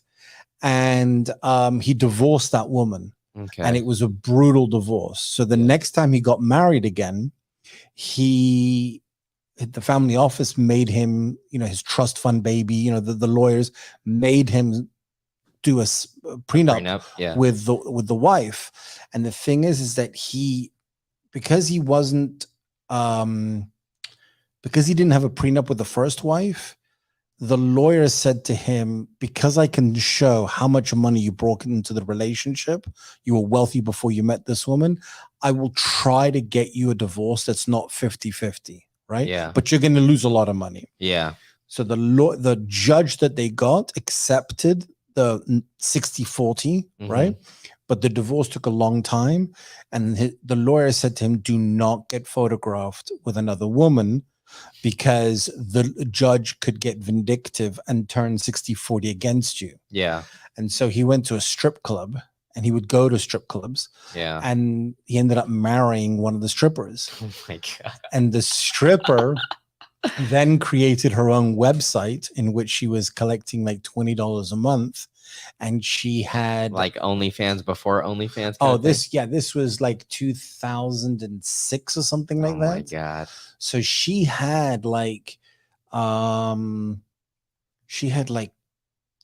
between 2,000 and 5,000 members paying $20 a month. God. And so she was going from making tons of money as a stripper to literally tons of passive income. Yeah. Right? She didn't have to strip anymore. Yeah. She was making boodles more money. God. So that girl then, so her husband said, can you help me manage my wife's money? And I was like, how does a stripper make so much money that she needs like high finance services? Yeah. And so I said, look, I can't help you, but I can tell you what it is that I'm doing, and you can do it for yourself. I have no professional responsibility for you. Yeah. And she found it useful. So she said, can you please come to the porn awards and tell all the other girls what you're doing? I was like, I can't believe this. I'm being invited to the porn awards. I'm gonna be your date. This is awesome. Okay. Oh my God. I'll do that. So what a world. Oh my God. It brings you to all different places. So that's insane. So yeah. All right. So then you go from, I don't know, from meeting a stripper who's created an OnlyFans for herself, basically before OnlyFans is a thing. And then now you have, you meet a guy at this porn conference talking about Bitcoin. Yeah. So then now you're here. So, and actually I pinged the Winklevosses and said, because they have a family office. Yeah. And I know them. And I said, what do you think about Bitcoin and BitInstant? And they're like, oh, that's on our radar. I'm like, oh, he's coming to I'm bringing him to a family office conference. I don't think it was his first meeting with the Winklevosses, but I don't know. I claim credit that I made the Winklevosses pay more attention to him, because I was looking at so you might have helped orange pill the Winklevosses. Is that what you're saying? No. I think that they were, they're very cutting edge. I think that they got so hurt by Facebook that they were looking for something that could be ahead of the curve of even Mark Zuckerberg. Yeah. So yeah, I gotcha. They're the master. I'm the student. I'm learning from them. Yeah. Wow. That's incredible. What a story. I was not expecting to hear all this today, but okay. So then, you go to the porn awards, right? You get kind of introduced to this guy who's creating BitInstant. And then now let's go from there, right? So have you made any more investments into Bitcoin kind of specific companies? Have you gotten into have you avoided, I guess, getting into the shitcoin world where you're like, dabbling into alternative currencies or alternative cryptos or anything like that? So, like I say, I think that risky investing is more rewarding, right? It's not as dangerous as safe investing, right? Mm-hmm. So to traditional finance, which is what I'm in, right? Alternative finance or DeFi is, dangerous, let's say. Yeah. Okay? So within the Bitcoin community, you can imagine I'm not going to gravitate towards the conservative side of crypto. I'm going to gravitate towards the cutting edge, risky side of crypto. Yeah. So yeah, I've done some stuff in shitcoins and crypto, all that kind of jazz. I gotcha. So with that, obviously we've had some crazy economic times, right? And we've had some crazy instances with a lot of companies who are kind of operating on I guess the cutting edge or like the riskier side of things, right? Because so-called riskier. Yeah, so-called riskier. But we're seeing, obviously in traditional finance, people point to Bitcoin's volatility and say it's extremely volatile. But compared to, other cryptos, Bitcoin isn't as volatile. Oh, so now you want to compare yourself to cryptos? Wait a second. No, I'm asking the question. Pick your poison. I'm asking. No. Let me get to the point right here. Is that it goes higher up, but it also goes higher down. So we're seeing like a tough economic time where a lot of these, alternative coins or, whatever are kind of, either failing or, going down 180% or whatever it is. So with that, obviously there's you evaluate the risk reward ratio when you're investing in some of these companies. Right. How do you evaluate, something when you see, a lot of these industries kind of go either moon to the top and then, come crashing down? Like, is there I guess an investment out there that you think is too risky for you when it comes to this side of things? Or are you just like, hey, I'm open to all of it? Okay. So Oscar Wilde said, more harm is done not by the things you don't know, but by the things you think you know to be true that just ain't so. Okay. Okay. So volatility is only a problem, right?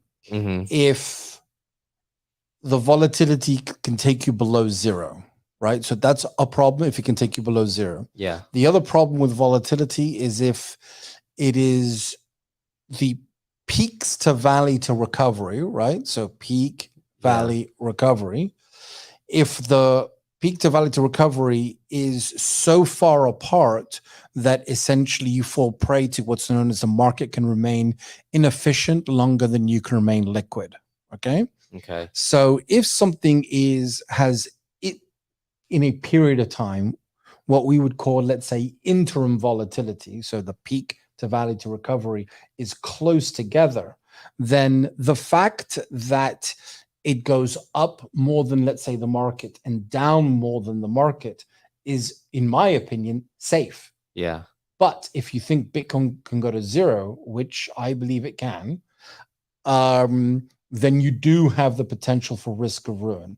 So the volatility of Bitcoin, in my opinion, means that it's in fact a safe investment because you can time the entrance, time the exit. You don't have to time the top, right? Yeah. If it's very volatile, just get out below, well above its last high, right? And get back in after it's hit a bottom and it seems to be recovering, right? Okay. So you don't have to time the top. You only have to time the top and the bottom when the investment instrument that you're using is not that volatile, either in the variance and how much it goes up and how much it goes down, and that it's not that volatile in the time between peak to valley to recovery. So I think that Bitcoin is a very, relatively speaking, a very safe way to make phenomenal returns. Okay. Relatively speaking. Yeah. No, I like that answer. That's awesome.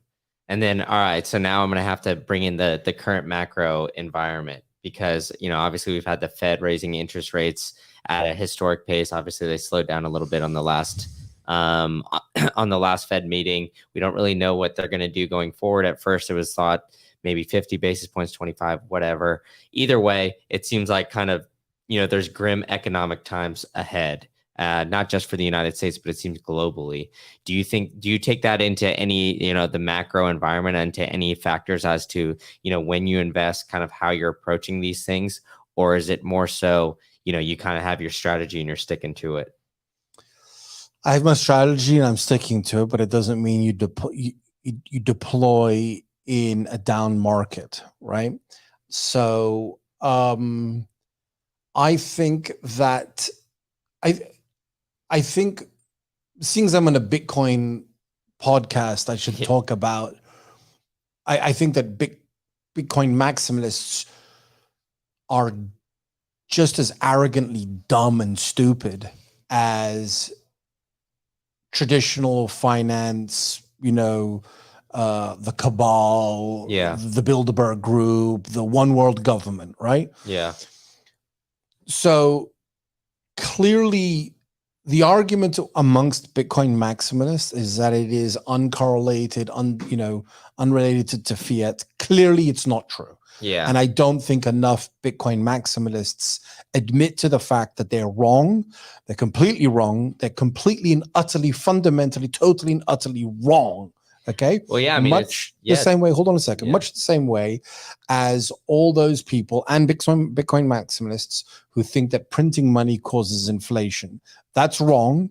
It's completely wrong. It's completely and utterly and totally wrong.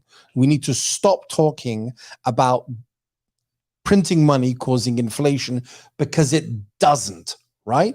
If since 2020, if we double the money supply and inflation is 8-9%, then they're not correlated.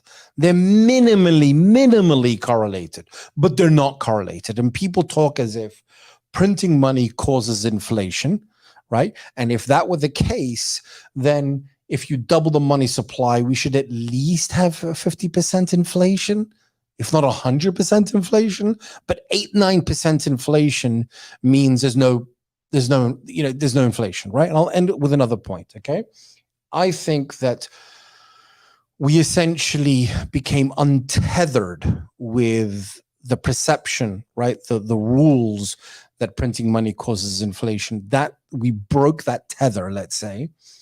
And I'm making, that analogy because of US dollar tether. Mm-hmm.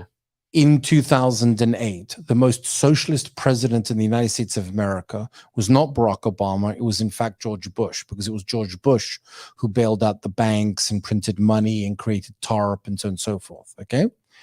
So essentially, the American government then had the decision between the lesser of two evils. Don't intervene in the markets, let the markets find its own price point and so on and so forth, right? Which meant that the markets could collapse even further, or intervene in the markets, create artificial valuations for instruments and products and so on and so forth, and we'll have inflation because we're going to money print. Clearly, George Bush and then Barack Obama chose quantitative easing over austerity, whilst Europe chose austerity versus quantitative easing. Clearly, when you compare how America and Europe did during the crash and the recovery, America cleaned Europe's cock. Mm-hmm. America literally had its cake, ate it, and then came to find out that the cake had no sugar, no carbs, no gluten, and was filled with vitamins and calcium. And you could not ask for a better outcome, right? Mm-hmm. We printed tons of money, and we had some inflation in 2009, 10, 11, but that was really because of energy. We printed money in 2020. But then we got some inflation in 2021, 2022. But I would say that's more because in the middle of the pandemic, we stopped using as much oil and electricity and energy.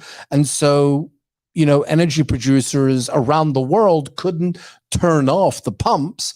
And so, oil went negative.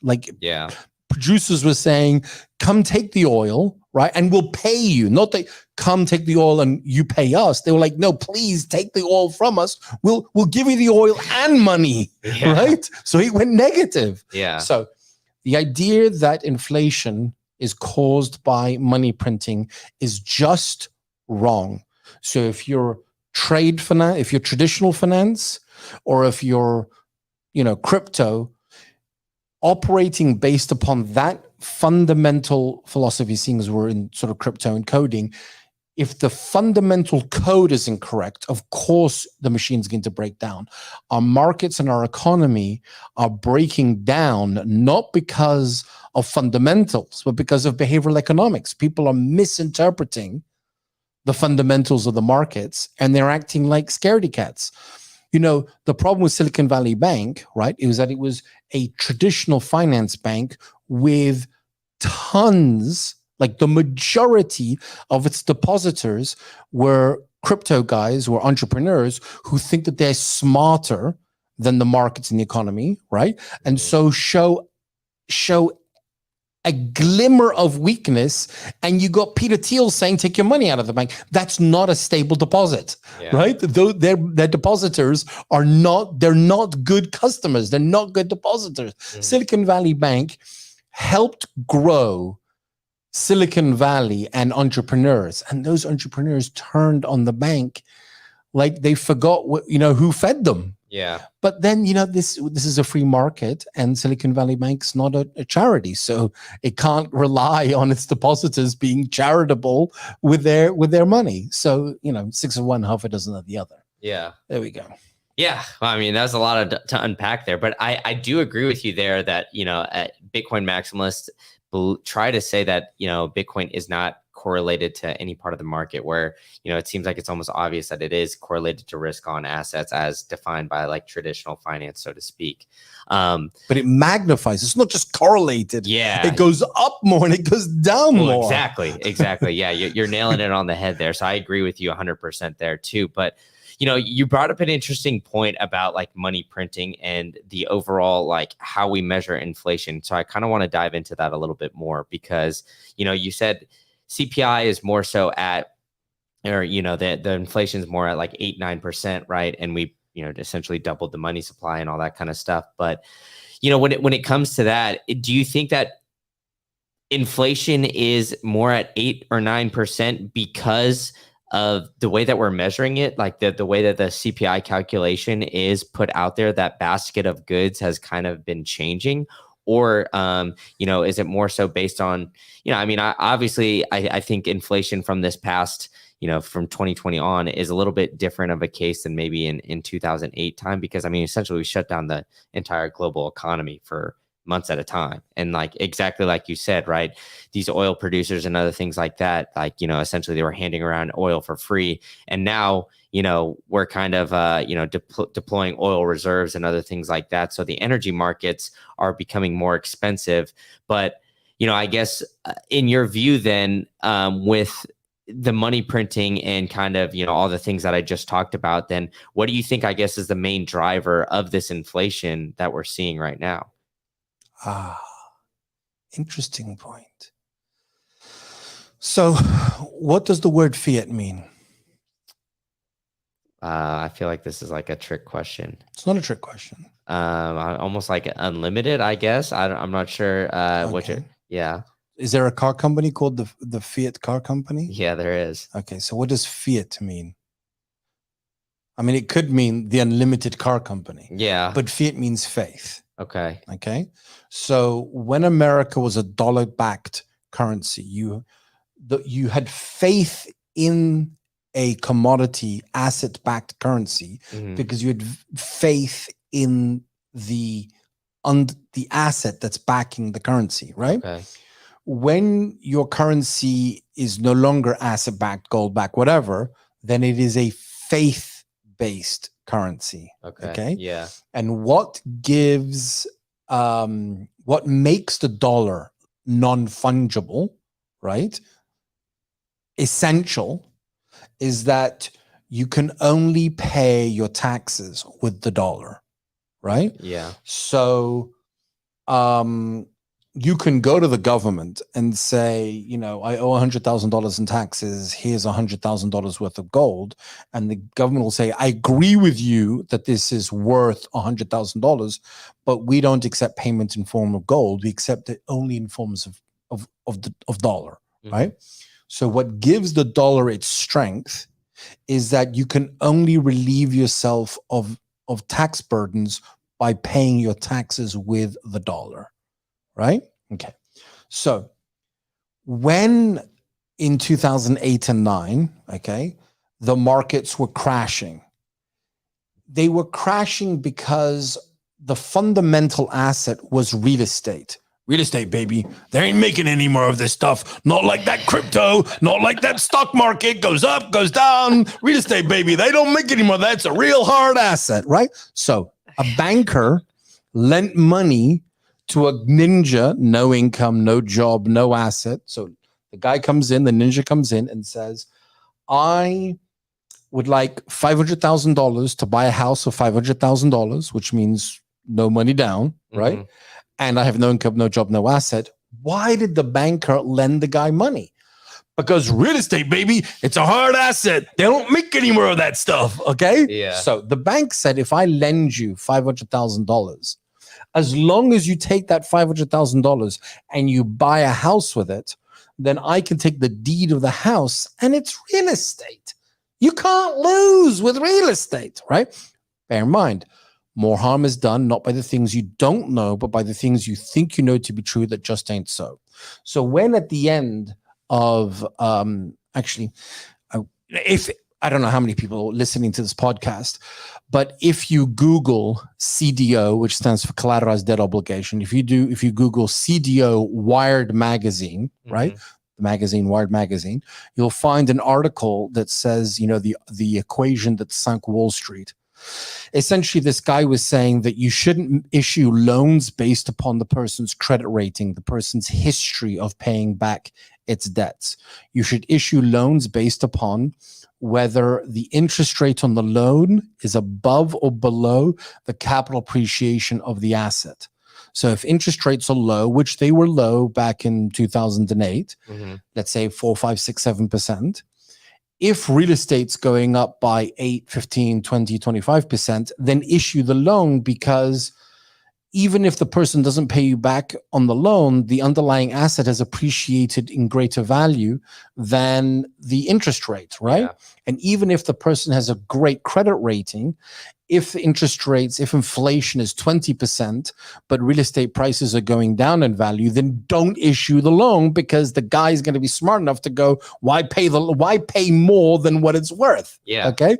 So this equation was essentially saying you've got it all wrong. Stop issuing loans based upon how creditworthy the person is. Only issue loans based upon whether the appreciation of the asset is above or below the interest rate. Okay. So that is why banks were lending money to people who couldn't afford homes, because they thought that they could always take back the house, and the house would be a safe asset and it would never depreciate in value. So the crash of 2008 was almost as bad as 1929, but not quite as bad. And from 1929 until 2008, we'd had some doozies, right? We had the savings and loans crisis. We had the dot-com bubble in 2000, the crash of 87 and 89. I mean, we had some crashes, right? But the crash that rivals 1929 is caused by real estate. Like, the safest asset is what caused the crash, okay? Yeah. So I know that we're answering the question about inflation, whether we should believe inflation, right? So when we had 2008, what was happening was that people were losing faith in their home, in real estate, in banks. And so when the government intervened into the market, right, and essentially drew a line in the sand, an arbitrary line in the sand, right, like the borders of a nation, a line in the sand. Yeah. Here and no further. Like, come over here and we will defend this piece of land to the death, right? So when the Fed essentially drew a line in the sand and said, this is as low as you can go in beating up and punching and kicking the American dollar, we're going to fight back and we're going to just throw a ton of cash at it, right? Now, when the government throws money at a problem to achieve a solution and achieves its solution, you can complain, which, Americans loved. Everybody loves to complain about their country, right? Yeah. But what Americans don't realize is that in my opinion, what makes America a great nation is not freedom, because there's freedom around the world, right? And not many of the things that, okay, what makes America a great nation is that this country can waste more money than other countries can save. That's what makes America great. And I'll give you an example, right? Because Kennedy got into a pissing contest with Khrushchev about going to the moon, we created NASA. And because of NASA, we got the non-stick pan, Teflon non-stick pan, and we got the Tempur-Pedic bed. And guess what else we got? We got the internet. Al Gore is a father, not the father, is a father to the internet. It's because Al Gore spent money, right? As a congressman, not a senator, as a congressman, gave money in his science subcommittee, that they created the internet infrastructure. But had Al Gore not done that, I'm sure some other country would have invented the internet, right? And when America makes a movie that pisses off Kim Jong-un, with Seth Rogen or whatever, we could turn off the internet to them, because guess what? We invented it. Oh my God. So Americans, do you know who hates America the most? Everybody Americans. Yeah. Okay. That's fair. The people who attack America the most are Americans. It's not ISIS because there's so few of them, right? Americans rag on their own country. And I think America's a great nation. So when the American government threw money at the loss of faith in our economy and the dollar, it essentially propped up the dollar. And that propping it up was sustained. And now that it's getting dinged because of Silicon Valley Bank, the Federal Reserve and the FDIC is sort of saying, we'll protect the depositors, but all the investors, all the shareholders in Silicon Valley Bank, they're going to get wiped out. Yeah. Right. So quite simply, I think that inflation is relatively negligible.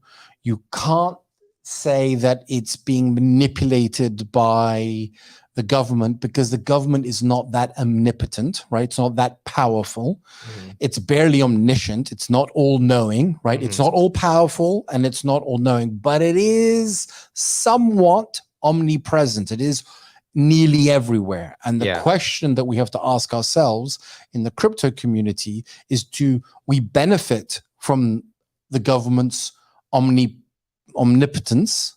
It's all presence. I mean, it's all power, right? Do we want the government to be all knowing? I'll give you an example, right? I work in finance. Yeah. And I think it is unfair that we treat people in finance differently than we treat people in the legal profession and the medical profession. Because if a criminal comes into the hospital, they have a right to medical services. If a criminal comes into the law offices, they have a right to legal advice. Why is it that if a criminal comes to a finance professional, we're not allowed to give them financial advice? That is unfair. And it is, and that Americans, that we acquiesce, that we say we want to cut down on money laundering, we are eroding our own rights to privacy of our financial transactions. So we as a society, as a nation, we need to come together and figure out, where do we want the line to be about the government knowing my financial privacy, right?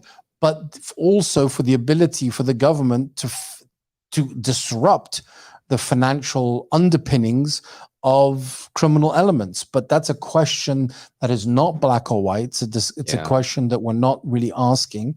And the original question that you asked me, which was about inflation, I'm telling you, we've had minimal inflation. We've had 7 times the amount of money being printed since 2009, and inflation has not, we've not gone up by 7 times. I don't think we've barely broke 100% since 2009.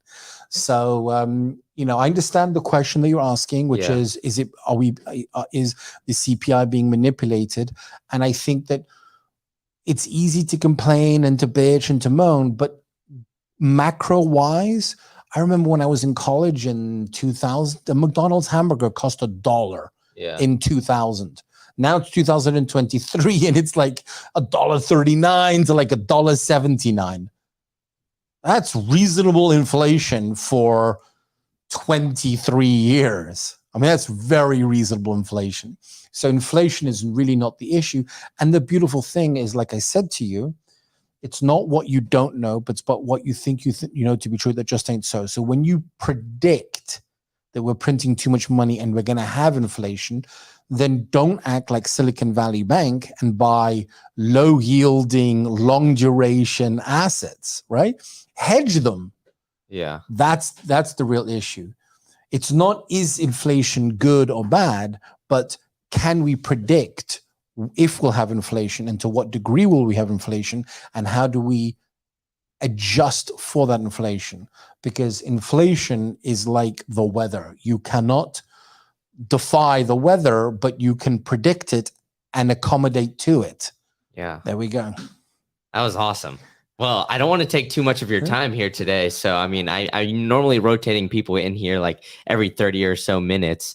But I mean, that was awesome. I love that explanation. Do you have like an internet presence? Are you on Twitter? Do you have a website or anything like that? You're just kind of around? Nope. Barely have any presence. How many people are on this show? Well, I mean, we get like a couple hundred or so that listen on YouTube and on Twitter. So yeah, I mean, I'm just kind of basically highlighting what's going on here in Austin this entire week. So I've been doing live streams Monday, Tuesday, Wednesday, and then today, obviously. And just, yeah, having people pop in and out and talk about like the interesting people that are coming into PlebLab. And yeah, this is probably the most fiery conversation I've had yet so far. So I've really enjoyed it. I do have a podcast that has, a few thousand listeners that comes on once a week that I would actually love to have you come on at some point in time. So I'll have to get your information or something like that after I'm done here today. But I really appreciate you coming on here, man. Sounds good. Yeah, it was great meeting you. Don't forget Butterfly. Yes, I will never forget her. She looks like she. Find you someone else to chat? Yeah, if you could, that would be great. Awesome discussion, man. I really appreciate it. All right. What a conversation there. That was awesome. I truly enjoyed it. So I hope you guys did too. Yeah, very passionate. A great it's interesting because we kind of I do both perspectives from the macro and the Bitcoin related space, but he has a great understanding of both, and obviously in the venture capital space and everything like that. So as we're moving forward this week, we do have Startup Day tomorrow. So for those at PlebLab or, here watching, we will see, this, we will have people kind of coming in and talking a little bit about their companies starting tomorrow. There's doing a lot of pitches. I think the format that I'm going to run through tomorrow is as each person is pitching their company, they'll pitch, they'll maybe answer some questions, and then they'll come into here afterwards and kind of do maybe like a virtual pitch or something like that. I don't know if I'm going to have them maybe share their slides or anything like that. Maybe we'll just kind of talk through their product, maybe do a demo. I think we'll kind of take it on a case-by-case basis. But, if you are listening to this on Twitter or on YouTube, please like and subscribe to the channel, retweet it. Share and spread the word of the great things going on here in PlebLab. As we're grinding away during South by Southwest, we've got the Sats by Hackathon going on Saturday through Sunday.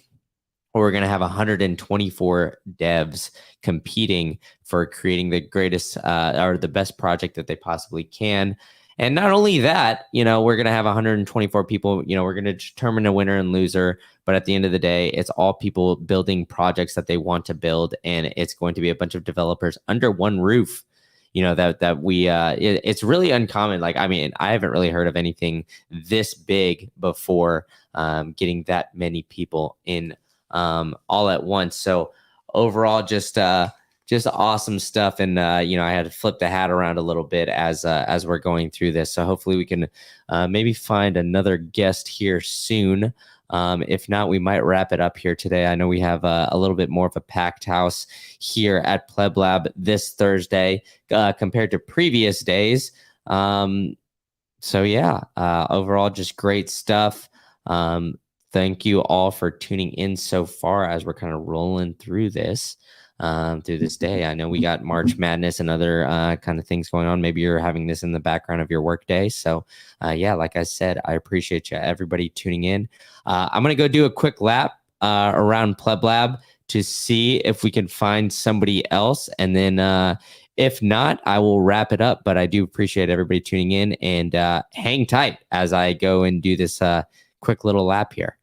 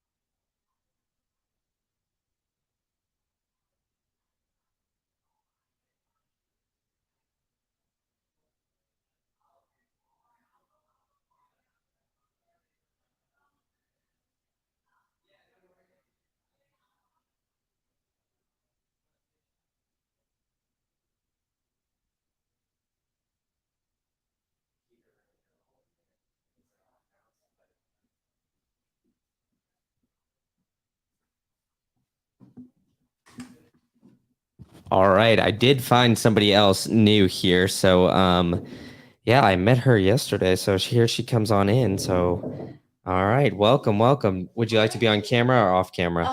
Whatever you prefer.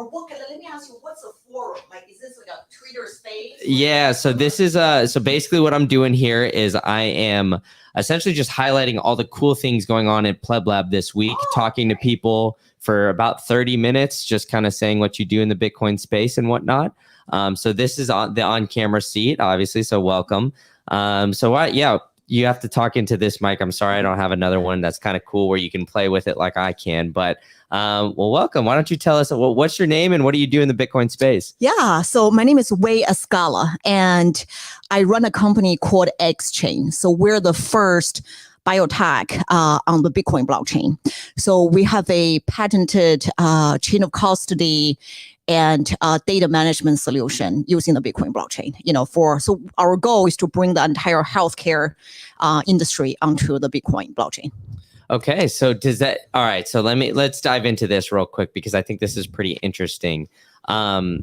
So is this something where it's utilizing like inscriptions that have just kind of, I guess, been developed, so to speak, like within, I don't know, I think I heard about inscriptions maybe a couple of months ago or so. Yeah, so before we become aware of inscriptions, we successfully used Lightning protocol. Okay. And we are a company, we've been around for about 5 years, and we consider ourselves a healthcare technology company. So not only we have expertise in software and, Bitcoin and Bitcoin blockchain, we also have scientific expertise. Yeah. And so we are incorporating inscription right now, but like you may know, healthcare, you don't want to mess around with healthcare, right? Yeah, you want to make sure that you want to be very careful.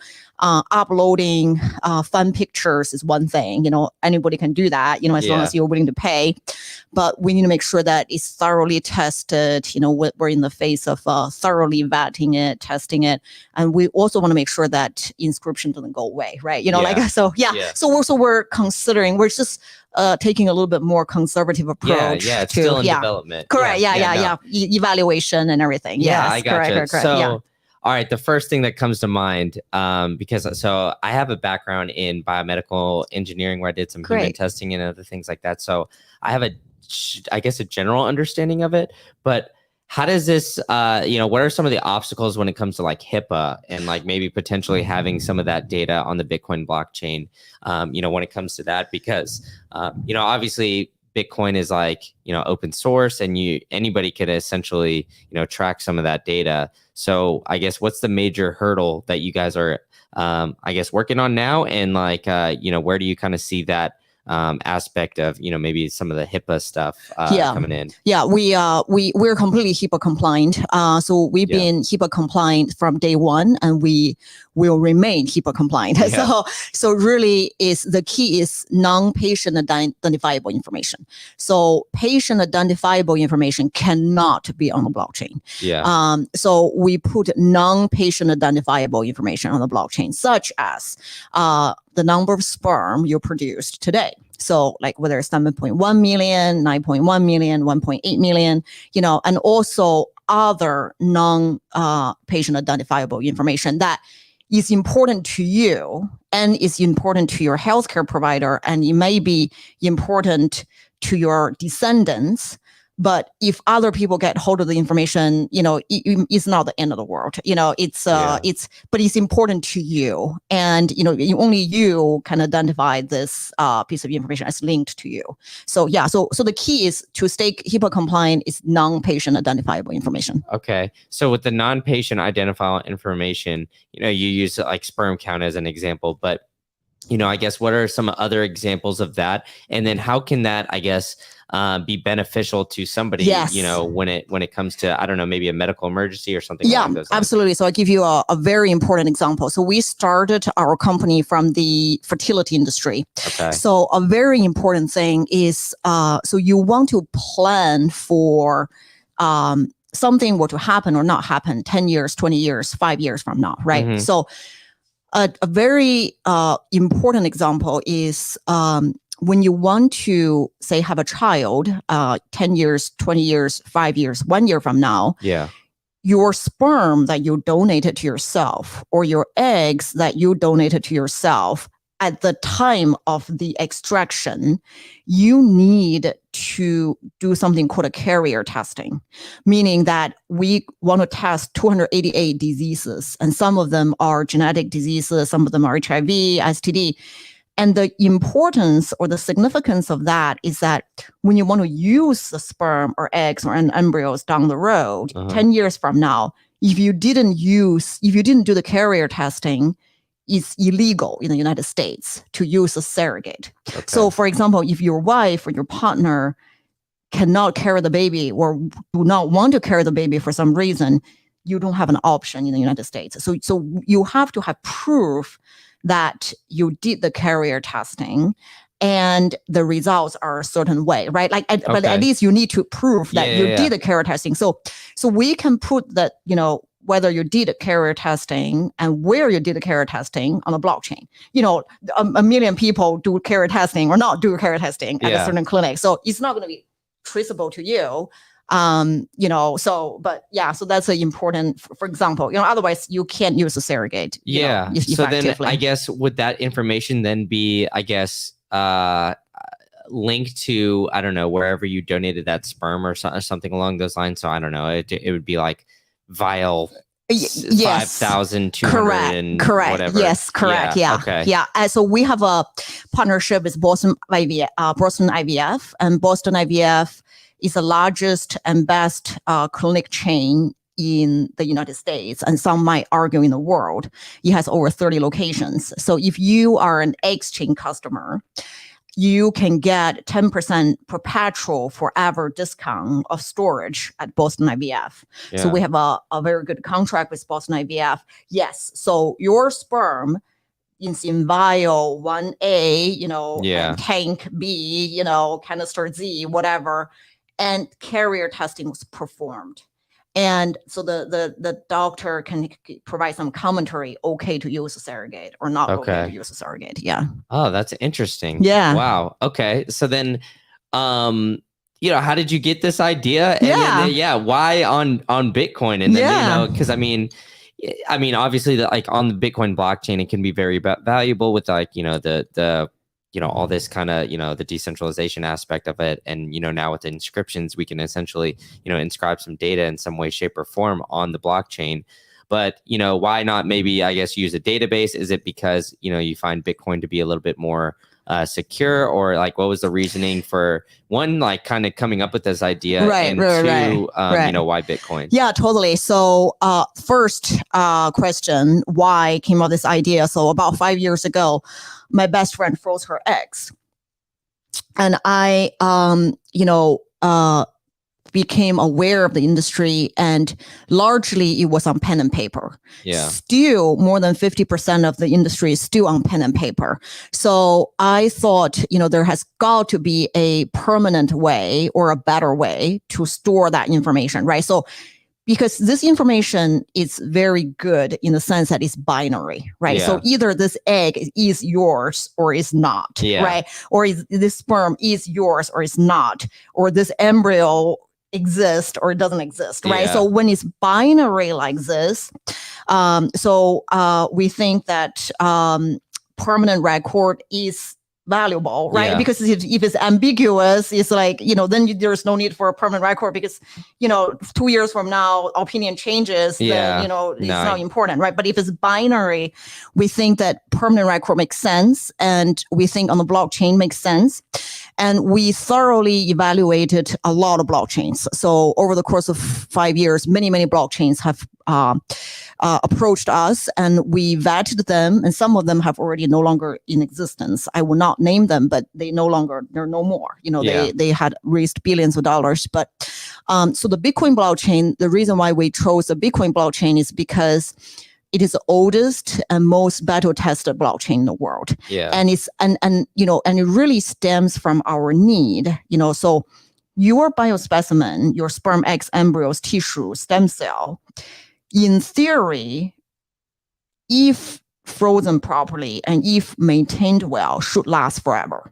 So we need a blockchain that in theory is most likely can last forever. Yeah. So we think that the Bitcoin blockchain out of all the blockchains is most likely to last forever. So that's why the Bitcoin blockchain. I gotcha. So were you a believer in Bitcoin before this, or did you kind of just come to Bitcoin because you were looking for, you know, like the most battle tested blockchain? Actually, in all transparency, I held Bitcoin in 2018, but I also had other coins. Yeah. You know, but so I kind of like learned more. I think like many anybody, humans, you know, you learn about a various digital currency and then you kind of like narrow down to one as you learn more, right? So it's kind of like your maturity curve, right? Your development curve. Like you start as a novice and then you kind of like gravitate towards the one thing you believe in. So I think my path is probably twofold. One is Bitcoin is the most battle-tested Bitcoin blockchain, right? You know, you know, that makes the most sense for business. But also as I learn more about Bitcoin, you know, it has a 21 million limited supply. So I think that's the most compelling reason for me is this limited supply, 21 million. So I think it's a hedged against inflation. And I think that, it's the only thing that makes sense, you know. So I it's no offense to other blockchain or cryptocurrency, you know, and everything, but I think that, you know, if you can print or mint endlessly, then there is no intrinsic value, or the intrinsic value diminishes as you print more, or even if you have the option to print more. Yeah. So I think that the fact that Bitcoin is 21 million limited supply and intrinsically there is a, you know, mechanism against printing more, or the consensus has remained as against minting more. So I think that's all valuable. So I hope Bitcoin remains 21 million supply limited, you know, don't change, you know, so let's not change, you know, so keep it that way. Yeah, I mean, I don't think it will change. I mean, at this point, because then we would need a consensus between basically all nodes. And, it's probably not going to happen. To get a bunch of people to agree on one thing is it's pretty unlikely. Right. Yeah. So I mean, this whole thing is interesting. So where are you at in development? You know, how long have you been doing this? And what are you looking to get out of while you're here in Austin? Are you from Austin? Yeah, I live in Austin. Okay. Yeah, so I've been in Austin. So the company was proudly founded in Austin. Okay. So we've been in Austin this whole time. Yeah. We don't intend to move anywhere else. I love Austin. I went to UT Austin undergrad in computer science. I mean, you see I'm wearing an A&M. We like A&M too. You know, A&M, like people, you know, UT and A&M, they get married too. You know, the graduate get married. So no, that's great. No, I like A&M. We have a lot of friends from A&M, and some of our PlebLab participants are from AMM. So, you know, we're all Bitcoiners. I know. Yeah, we're just Bitcoiners. Yeah, no. So, so we're live at the Boston IVF and we're live at Yale School of Medicine. And we have another partner that we signed recently. So we're very excited. You know, we are very excited about everything Bitcoin and very excited about Inscription. Certainly, Nostr, you know, I think that the more our company XChain can help with Bitcoin adoption, I think the more the ecosystem can support us, so, you know, kind of like, so I think the more we can encourage healthcare adoption, and everybody is a healthcare patient. Everybody, you know, like everybody, you know, draws blood, you know, has something to do with sperm, has something to do with eggs, and have something to do with stem cell or tissues, or, you know, whether you know that or not, or whether it's today or next year. So everybody in the United States or all over the world is a healthcare patient. So the more we can help with Bitcoin adoption, the more you guys and your audience support us, the better it is for all of us. Yeah, that's awesome. So are you here for Startup Day tomorrow? Are you presenting? No, actually, we're not presenting. Okay. So I think that once we push Inscription thoroughly live, we will present. So we likely will, so there's quite a few kind of like checkpoints. Yeah. We're just, a little bit more conservative company. So we need to make sure that it all works and we can present. Yeah. So I mean, I think that's fair though, because what we're seeing right now is a lot of these companies, I guess, like shoot up to super high evaluations and kind of come crashing down, right? And I was just kind of talking about the current economic times with the last guest who was in here, and there is like a lot of uncertainty, it seems like, in the next year and a half or so, to say the very least. So, I mean, I like this company. It seems like it's a pretty interesting idea in something that's utilizing Bitcoin that I haven't really heard before. I think I've heard, maybe try to, I guess, put this on some sort of other chain or something like that, but never really on Bitcoin. So this is awesome. Yeah. So are you looking to, I guess, figure out a little bit more when it comes to inscriptions or something like that? Were you able to attend Super Testnet's inscription and ordinals workshop Monday night? We've been talking about inscriptions and ordinals way before yesterday. Yeah. So we've been tinker with it for couple of weeks. Super Testnet and Topher, they're really good friends of ours. So awesome. we just kind of like talk offline and everything. So we know one another. We've been working in the same PlebLab for a while now. Yeah. So and another very important thing I think for your audience is that we have a United States patent. Yeah. So our patent covers doing this, bring healthcare onto any blockchain, any public chain, any private chain, and any public or private chains. So really the fact that we chose Bitcoin blockchain effectively means that we make Bitcoin the choice for healthcare. Yeah. So that's I think that's worth noting. Yeah. No, that's huge. Yeah. And I mean, talk about the patent process. Sure. In, because I think that's pretty interesting because, I guess one, like how extensive is the patent process in order to get it for like essentially all blockchains, right? Because I feel like that is, I mean, it's kind of niche, but also kind of broad at the same time, because there's so many different ones out there. So, how did that situation go? And then, obviously, great. It's great that you guys have that. But, when you first kind of came up with this idea, was it, get the patent right away or kind of try to develop it initially and then you decided? So, just, I think to share a little bit of background. So about myself. So I went to UT Austin. I studied computer science. And so I've been working at many companies like Procter & Gamble, Kraft Foods, Frito-Lay, Valvoline, and Cisco Systems, and so on and so forth. So when I had this idea, I got a patent right away. So the thing is that, so really, so it took us, I think, 3 years to get the patent. Oh, wow. So it is a long process, but that's by design, right? So essentially, it's kind of like you have a really weird idea. So 5 years ago, so just to provide a little perspective, when I had an investor meeting, so the investors, this is 5 years ago, actually laughed me out of the room. So this investor said that, Wei, please take your crazy self and your crazy idea out of here. And then that's not a joke. It's a true. So it was a very weird idea, but I think that's why the patent exists. The patent office exists. It's like, you have a super weird idea. Everybody thinks you're crazy and nobody understand. And they ask you to leave. But then the only place that will listen to you is the patent office. I think that in the United States Patent Office is fair. I think I was quite impressed by them. They're super fair. So yeah, that's awesome stuff. So I mean, it sounds like you've been going at this for quite some time then, because like you said, you had to go to the patent office, and then it took 3 years to pass this patent. But it still seems like you guys are in quite some development. But you do have some great partners that you kind of mentioned as well. So coming into 2023, what's the big outlook that you guys have for this year? And do you have any goals that you would like to share with us, like for the company? We have a lot of goals all the time. So not only we're a software company, we're also a scientific development company. So we have some scientific breakthrough that we're hoping that we can share this year, if not early next year. So additionally, we hope that, Inscription delivers everything that is promised. And, and we're also tracking very closely on the fees, right? So that's a very important milestone. Another one is we're hoping to drive adoption this year.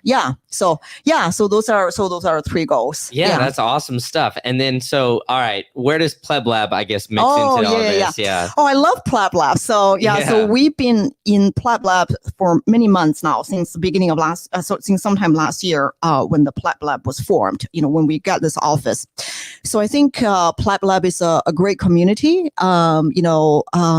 very nice individuals, very down to earth, hardworking. So we really just work here. I would say that people work here, people discuss ideas, people share ideas. So kind of like you asked me about the meetup, inscription meetup. You don't have to go to meetups. If you work at the PlebLab, like you're literally sitting next to SuperNet, TestNet, you exactly. And we talk about what we're doing like way before you have a meetup, right? Like the meetup is like kind of like the finished product is a bowl, right? You'll add like a Tiffany's bowl or a pretty bowl on it. But, all the development or the kind of like the tweaking happens, 1, 2, 3, 4 weeks beforehand, right? So we kind of like all are part of the same process, so if I have a thought, I'll talk to Topher about it, or talk to Super, and if I have idea, I will talk to Super, or talk to, anybody else here, Car. So I think the best way to summarize PlebLab is that I think it's really a community of builders, I think it's a great place. I think Bitcoin is a great place for Bitcoiners. Oh, 100%. Yeah. I mean, I couldn't agree more and echo that, as much as you're saying it, because, just from being under here, it seems like, or being under this roof for, the 4 days that I have, I meet great people like yourself people just coming up with all these great ideas, and everybody's so open. And, I mentioned this a couple times on the stream and to Car and whatnot, but the water cooler talk here is very different than in any other office that I've been in. Really? Tell me more. Tell me more about that. What I mean by that is like, all right, well, if you go up, you go to grab a snack, you go to fill your coffee cup, you do anything like that, you go and you have a little conversation back and forth with other people. Well, here it's like, oh, well, what are you working on? Yes. And then it's more of like, all right, well, I'm working on XYZ, and it's all around Bitcoin. Yes. Whereas like, you go to a normal office and it's not like a co-working space. It's like everybody's kind of working on, for one company, like, oh, how's the weather outside? Right. Or what happened in sports this weekend, or other things like that, where it's like, I talked to Super about this a little bit too, where he's like, I'll be working on my project, and then I'll go talk to, Wei about her project or something else.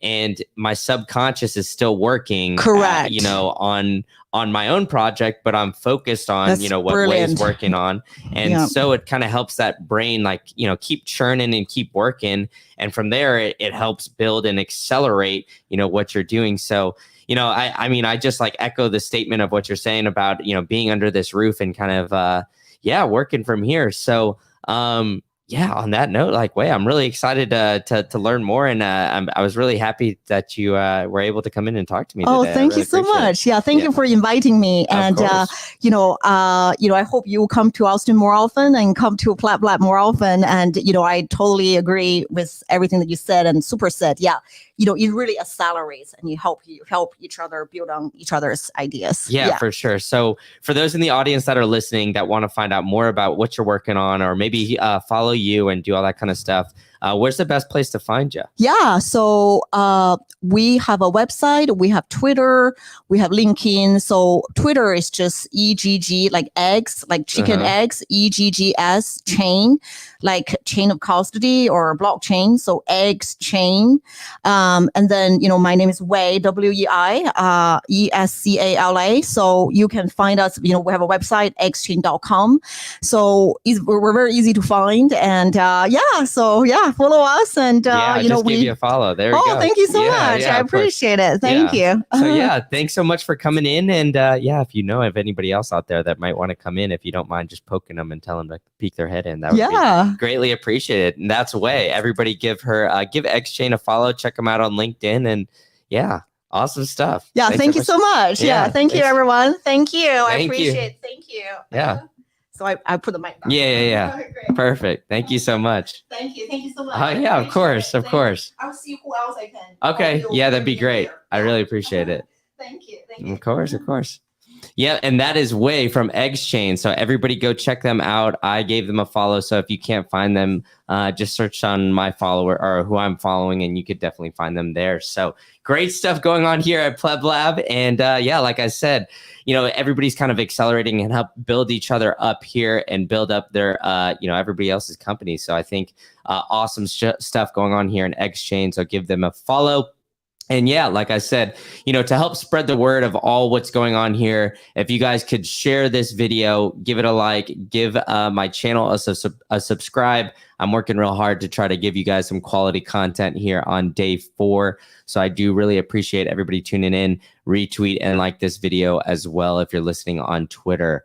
But yeah, I'll give it a couple minutes here. And if we got somebody else that wants to peek their head in, then I'll keep it rolling. And if not, that might be the last new guest that I have for today, but I'll give it a couple minutes here on this beautiful Thursday here in Austin, Texas.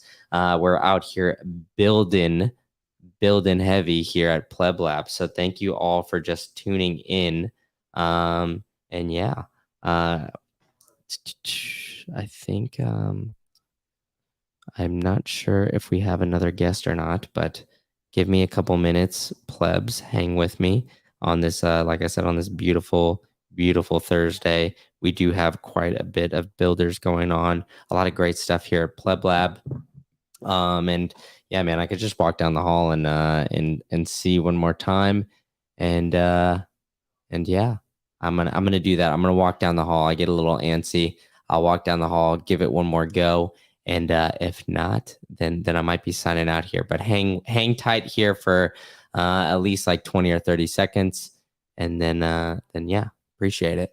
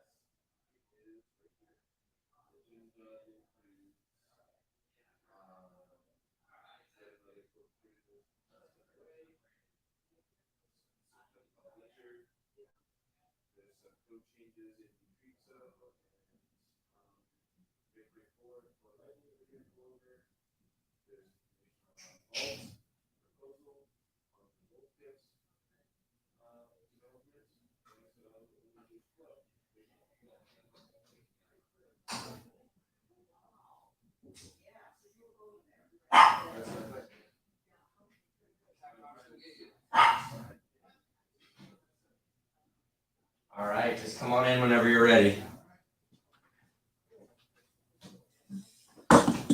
All right, I got some coffee, so I got a little bit of a pick-me-up, and we do have one more guest coming in.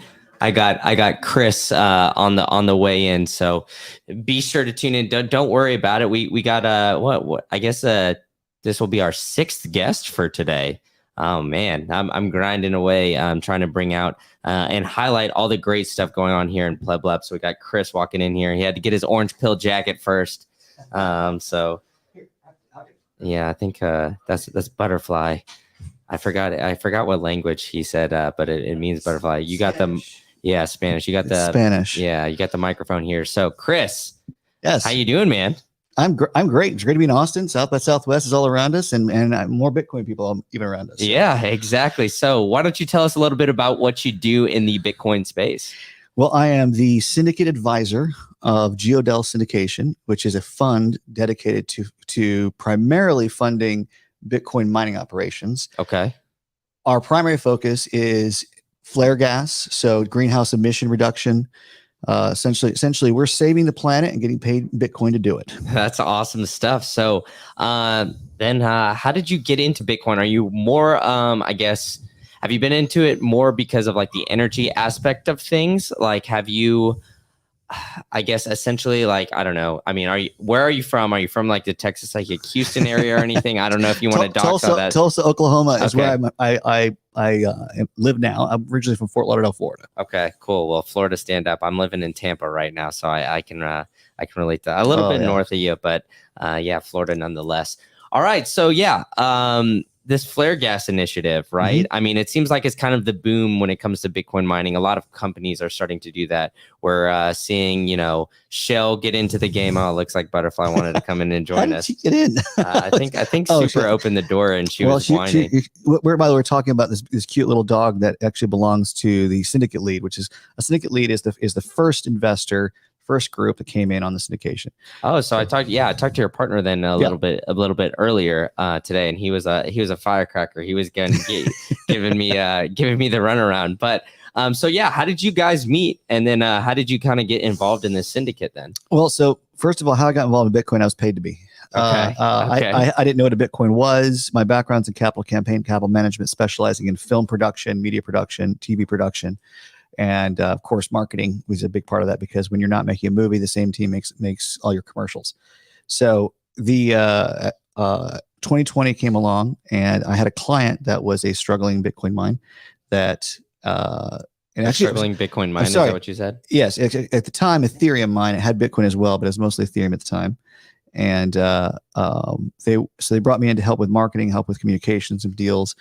I loved what they were doing, loved the team, and very quickly, when 2020 came along and film, media, and television just pretty much just tightened up, I went, okay, well, I'm gonna take my resources, invest into this, and built that company up, sold out of there, moved on, and essentially became a gun for hire to raise funds. There we go. So I'm very good at, closing, getting and connecting the fiat currency to the Bitcoin world. And I tell people that bridge has to be very elastic, because the cadence, the speed of those two industries are very different. Especially, if you're talking to a family office, you have to talk one way. If you're talking to venture capital, you talk one way. You're talking to a bank, you talk one way. It's almost like different languages. And so you're a translator amongst all of these, while you're trying to hold the shirt cuff of the Bitcoin person as they're trying to run down the path, because hang on, it's like 1 second, because the money's going to take just like a little longer. Yeah. So that translation, I love it. I love bridging the gaps. Yeah, so that sounds like a very unique skill that is probably had to be self-taught, and because it's like a very dynamic industry. So is there anything like, I guess that sounds like the doorbell, somebody else is trying to come into PlebLab.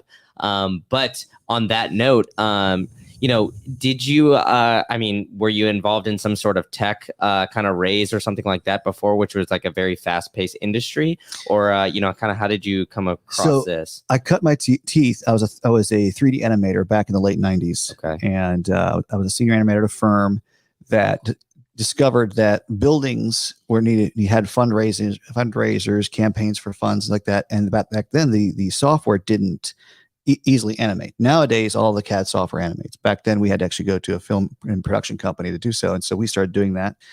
And fundraising, capital raising came naturally. I've been around the banking industry all my life. Okay. So we started segueing to not just providing 3D animation, providing full turnkey services to fundraise, to help capitalize. And most of that was for buildings. So like the very first Walmart neighborhood market, they were struggling getting the town to approve it. We brought us in, and I had it approved in about 2 weeks. We had school districts raising funds for, if anybody out there goes over to OSU and knows the Gallagher Iber Arena, I 3D animated and did the capital campaign for the Gallagher Iber Arena back in 1999, I believe. Wow. So that was a really neat project. We had to bring the second largest crane in the world in for that building project. Oh man. So 3D animation leading into capital campaign, capital raising for building projects for up until 2008. Things changed in 2008. Yeah. And Bitcoin came out of there. So you could say that was an important time. So that's how, so the tech side of me was very 3D video production. And that's what led me into the film and media. And you can find me on IMDb, Oh yeah. Okay. Well, there you go. Well, yeah, I mean, you're a cowboy now too, huh? Oklahoma State cowboy. I'm not. My family came from Florida, so we were Gators. But my brother Jeremy, Dr. Ransdell, he actually OSU med school grad. So yes, we have one cowboy in the family. I gotcha. All right. Well, yeah, you're a Gator fan then, huh? So wait, is Anthony Richardson the real deal or what? You're asking me about sports ball. Yep. So you're not a football guy. I'm a nerd. Ask me about Marvel, Star Trek, Doctor Who. We can talk down that path. I gotcha. I had to ask the question as the NFL draft is coming up in here in like a month and a half. I mean, I see you're an Aggie. Yes, I am an Aggie. Yeah. So we have a big basketball game today, so I had to support the fellas as we got the game tonight. But back to Bitcoin and back to raising. So I asked this to your I guess the syndicate lead is that syndicate lead, and then so I'm going to ask you the same question in an economic time that has a lot of uncertainty. Obviously we have Silicon Valley Bank falling apart. Inflation running a little rampant. Maybe we got a tame on it. Maybe we don't. I don't know. The Federal Reserve kind of raising interest rates. How is your approach when it comes to, maybe looking to raise for some of these companies? Are you guys more pick and choose depending on, I guess, the industry? And yeah, how are you changing your approach? Or are you kind of, you have some sort of strategy and you're just sticking to the course, but maybe not deploying, maybe being a little bit more strategic with how you're deploying? So first of all, deploying investment into Bitcoin mining is the safest way to enter into the Bitcoin space. I'm sure Giovanni mentioned that risk and reward are not correlated. Yeah. You can have high reward and you can have low risk. And I believe that is what Bitcoin mining is about. If you do it correctly, if you have the proper power resources and control of it and a vertical integration, you can actually create a very low risk, high reward scenario. That being said, Bitcoin mining is to Bitcoin what being the real estate, for a bank. Yeah. You own a building. It's essential. The bank owner, you can rent it to the bank. Yeah. That's why I say it's safer, because you're essential. You're not going anywhere. Yeah. If you got low power costs, which is the key ingredient, then you will be successful. You'll have lean times. And uncertainty, to me, whenever we see these things, that's just part of it. There's ebbs and flows to everything. I don't think this is an uncertain time. I think this is actually, that's like the one thing you can be guaranteed is that things will change. Yeah. And so when things are changing, you're like, good, we're getting rid of issues that we have. And unfortunately, people suffer from that because, that's part of it. Yeah. There's always going to be times that are highs and times that be lows. I tell people, if that didn't work out, why don't you try something else? Or something else is Bitcoin. Yeah. I think we are part of the solution. And I'm not going to be too outspokenly anti-fiat. I'm not going to be too outspokenly, but I will say I am outspokenly against the Fed. Yeah. I think it's a corrupt entity, and call me a conspiracy theorist. I just say that I'm just telling you spoilers of your future, what's going on. But the bottom line is any industry that is dependent on monopoly to exist, I think intrinsically shouldn't. Yeah. And I mean, I think it is interesting too. I mean, America preaches democracy and all these kind of things, but Jerome Powell and the Fed officials aren't elected officials, right? I mean, it's essentially, say what you want about Jerome Powell, either side of the political spectrum. He was the Fed chair under Trump, and now he's the Fed chair under Biden. So, I mean, he plays both sides essentially, but, he also wants to get reelected based on, the presidential, the Fed is essentially supposed to not be influenced by any sort of political leaning. But because of this, it makes it seem like, he can be influenced because he wants to still stay in his position. So humans are always influenced. There is not a state of being that a human cannot be influenced. They can be influenced by the temperature of a room. They can be influenced by their personal desires. So they're constantly influenced. So it's not about not being influenced. You want to find somebody that is the most objective. Okay. And being raised by a now retired bank president, he's been in the banking for 50 years as of next month. So wow. He's had a lot of perspective. He's seen worse. Yeah. He's always like, this isn't as bad as 1979, 1980, 81, right in there. So one of the things he's always raised, when I was a little kid, he would say the most powerful man in the world is sitting as a chairman of the Federal Reserve. And that's long before, I introduced him to the creature from Jekyll Island. And that opened his eyes to a lot of things. He was unaware, even being in the industry, he didn't know how the Fed was formed. Yeah. So yeah. It's and that was his profession. He's a bank president. He lived and breathed based on the Fed, and acknowledged and recognized the most powerful man is the chairman of the Fed. Yeah. And then I mean, that's all, I mean, overall just crazy. And it seems like your background is just like, it's super interesting, with your family and everything like that. And then it all brought you to Bitcoin space. Yes. So as your dad, or your dad who's been in banking industry for like 50 years come next month, what is his opinion on Bitcoin? I feel like I have to ask. Absolutely. It's taken me 3 years to get him to be the point where I feel like he's not orange pilled yet. He has absolutely recognized the level of corruption and a level of dishonesty amongst federal and global economics of fiat currency. I'm trying to choose my words wisely and not get caught. This is just being recorded, Yeah. But he hasn't been convinced that Bitcoin is the answer, but he definitely likes the idea of it's an alternative. Yeah. And it's the first time in history we've had a real alternative. Yeah. But the problem he's got is he goes, I still just don't know how to do it. Yeah. And so and people like him, I think, need a special bridge. And I'm going to do a free plug for my friends back. Doug, if you're watching this, over at Vast Bank in Tulsa, Oklahoma, we have a very unique thing. Vast Bank, the first FDIC, I know that's bad. That's a 4-letter word, FDIC, but they're FDIC insured cryptocurrency and Bitcoin custodian. Okay. What's really neat about them is the fact that people who have a hard time jumping into full wallet and operating it, imagine if you can operate your online banking, now you have another account.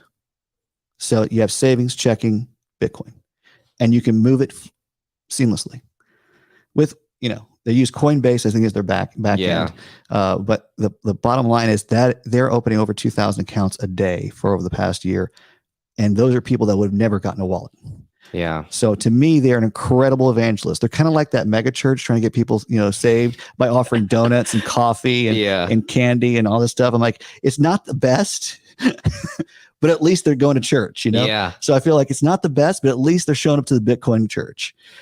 I agree with that though, 100%, because I mean, obviously in a lot of Bitcoin maximalists will tell you that they want, full cold storage, do it the right way, anonymity behind all of it and all that kind of stuff. But I think, for people like your dad and maybe like my grandparents or even my parents, I think too, like to have somebody where it's trusted and, they can see their Bitcoin, their amount in their credit card or checking account and, savings account all kind of in one place.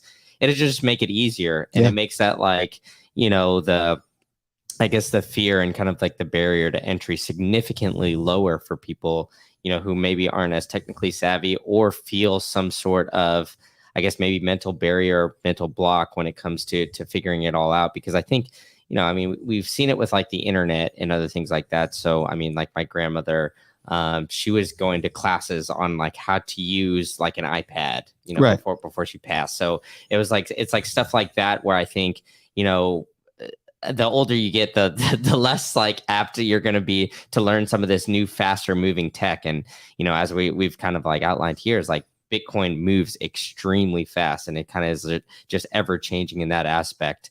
But I want to get into a little bit more about mining because you have a unique perspective on that when it comes to, the flare gas and everything, that comes along with that. So, what do you think? I mean, I'll just leave it like kind of broad because we've had like a year of a lot of Bitcoin mining companies either failing or other things like that. What do you think, I guess, is the future for, maybe some of these industry level Bitcoin mining companies? Do you think, I'll lay out a couple scenarios, I guess. Do you think that, that the plug and play kind of Bitcoin miners with these giant farms are still, kind of viable services? Or do you think like we're going to start to move more towards, whether it's using flare gas or, using excess energy from the grid and, during easy times and then during hard times, kind of turning it off? Where do you think, I guess, the future of Bitcoin mining is going to go? By far, Bitcoin mining is going to be heading towards alternative energy, stranded energy. Number one, it is the most efficient, effective way to utilize, engage, and believe it or not, it's one of the most pioneering and forward-moving industries at large towards green energy. Green coin, there's people out there that want to only buy Bitcoin that is mined off of green energy and at a premium. So there's a lot of opportunity there. It is and it is best explained as it is the virtual battery. So you can because if you think if you've got stranded energy and you go, this is going to be wasted unless we build this battery. Well, we already know that building the batteries themselves are toxic to the earth. Yeah. And expensive and a limited resource. But if I said what we can do is we can convert that lost stranded energy into something else that's portable and then for free and stored for free in something that's not even physical, so it doesn't even use up any space other than the little bit on a hard drive somewhere. Yeah. And then we can move that around. All of a sudden we have created, and so we're going to see an adaptation curve that's going to go exponential very soon. And a lot of it's going to be like, I have meetings right now with ConocoPhillips and with Exxon to discuss some of these for the larger scales. As soon as we have a large scale entity to adopt this, because flare gas, by the way, 90% of it is so small, you can only plug 1 or 2 machines to it. Yeah. So when people talk about flare gas, no, it's great. It's I get your heart. Realistically, very challenging to find the right opportunity. Stranded, much more opportunity, but also solar and retired wind farms. So wind farms, when they're typically operational, it's because they're being subsidized. As soon as the subsidy contract expires, they just drop the keys off. They're done. Yeah. So you can buy those windmills on dime on the dollar. I didn't know that. Wow. Well, windmills, are not appealing to most people because they're only providing energy 40% of the time, and it's intermittent. Yeah. Well, what about older mining equipment?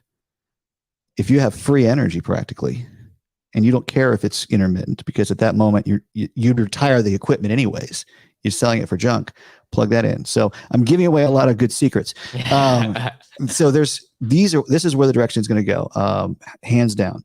The next halvening, I think, is going to be the most dramatic halvening we're going to see. I think we're going to see because it's an intentional impact on the industry to help cull the herd. I think those S9s will finally go offline. Yeah. Well, it's interesting you brought up like the flare gas and how that's like kind of, because like from my perspective, I'm not one in the mining industry or kind of like in that energy industry or anything like that, but I hear about everybody kind of getting into it. And like you said, getting kind of excited about capturing that flare gas and using that to mine Bitcoin. And so, on that note, I mean, I'm seeing you're talking to 2 of the biggest, oil and gas companies, and Shell sponsoring Bitcoin Miami 2023. So for these big players, is it a significant amount of mining, or is it still kind of like a minimal amount of flare gas that they're, shooting off into the atmosphere? So the difference is there's a lot of opportunities that have not been pursued because they would have to flare. Okay. And so that's what we would call that's not flaring, because the EPA doesn't care about them yet. Yeah. But they would say, if we have an alternative flaring, we'll go ahead and pursue this opportunity. Okay. So it's more of like the ability to expand, essentially. Yes. Okay. And some of even the pipeline gas is getting to the point where it's not as efficient as mining. Like if you talk to, say, if you were an operator of a well and you had X amount of gas, let's say you had 15,000 MCF a day coming through, and you were getting your net back off of that midstream, you were getting maybe $1.75, $2 the most. And that'd be a really good deal. Your royalties might be taking 20-25% of that. Well, if you were to say, I'm going to turn that off, I'm in pipe, but I'm going to mine instead, you're be making $5 or $6 per MCF. If you self-invest and did that, and then you could give that to a mining operation to give them a 20% cut for taking care of it, and still be making more money off your natural gas than if you were even to sell it to the market. So it's not exclusively stranded, it's not exclusively flare. There's even the third category. It's just more profitable. Yeah. And so the more we pull off the grid, the less we burden the grid. We're going to make all our municipalities much happier. Yeah. We're going to make politicians happier. Okay. And also we're going to be helping save the earth and helping resolve issues that, whether you believe it's as big of an issue as some people say it is, it's still an issue. So you're helping resolve an issue regardless. Sometimes you might be helping to shut up somebody. Yeah, that's fair. and taking away the wind out of their sails and putting the wind in a windmill, There we go. Yeah, there we go. And then using that to mine Bitcoin, right? So, I mean, that's awesome stuff. But so you brought up the wind and because that's kind of wasted energy, but you also brought up solar, and I kind of want to get into that a little bit, because from my understanding, it seems like it wouldn't be super efficient to use solar energy to mine Bitcoin, kind of like along the lines of what you were describing with wind wind farms, like giant windmills and other things like that. So on that note, is there kind of, I guess, an issue similar to these wind farms where there's like a bunch of abandoned solar plants or something like that? Or is that just like a completely different, I guess, avenue? So there's not much abandoned solar. You can find some used equipment, but the equipment is easily packed up and relocated. So therefore, it's usually put on a marketplace as used equipment. So it's not the same as a windmill that is very expensive to relocate and tear down. Mm-hmm. Believe it or not, there's more abandoned hydro electrical dams than solar, and that's a whole nother ball of wax to discuss, because there's a lot of hydro energy that's wasted. In Oklahoma, we have the GRDA, Grand River Dam Authority. They actually have a Bitcoin mining rider or tariff, however you want to look at it, since it's a program for Bitcoin miners, and they have 750 megawatts right now per hour wasted. Damn, just not being used because that's how hydro works. It's constantly moving. So it's like it's either you use it or lose it. By lose it, it's just not being converted into electricity. So there's a lot of opportunities at hydro, I think, and solar. You talk about the intermittence. So flare gas, by the way, has an intermittent problem too.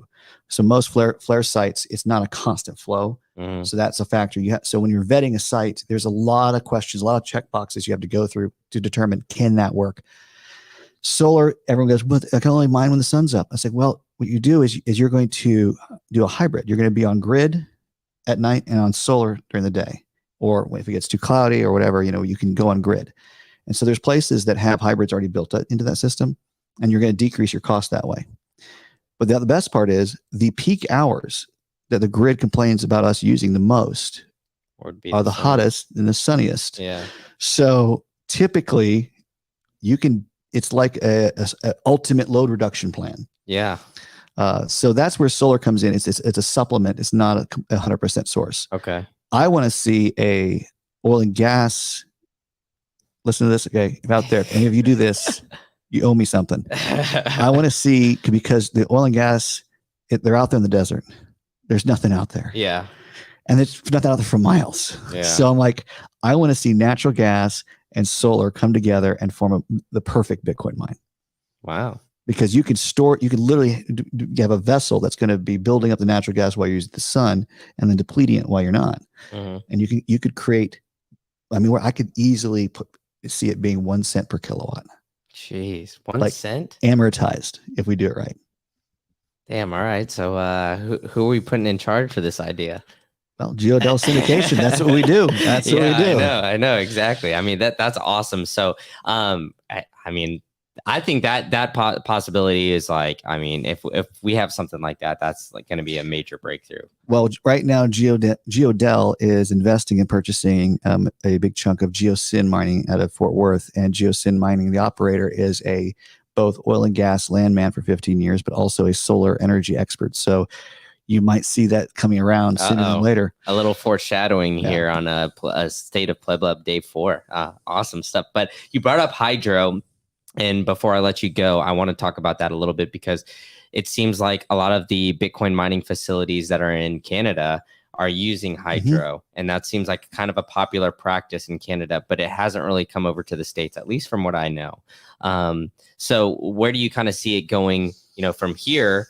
Do you see us kind of like, because it seems like the popular route has been, the flare gas in the States, and not really, I guess, going to more of those like renewable energy sources. Mm-hmm. So do you see like, I guess, a future push towards maybe potentially using hydro in the United States, or moving, I guess, towards something like that? I hope so. That's what I want to see that. So in the macro view of what's going on with electric, you have your energy source. So if it's natural gas, it's solar, and this is hydro, that has to go to a substation. So first of all, at the high level, you've got your high voltage to medium voltage step down, and the medium voltage is sent out to the substation that goes medium to low. Yeah, and that's where that's where we finally end up starting mining. The biggest issue is most American dams just haven't built the substations for their full capacity. Canadians did. Yeah. So the reason you see a lot of people go to Canada is because they already have 100% of the infrastructure down to all you need to drop down is your medium to low voltage transformer and switch gear along with containers or buildings.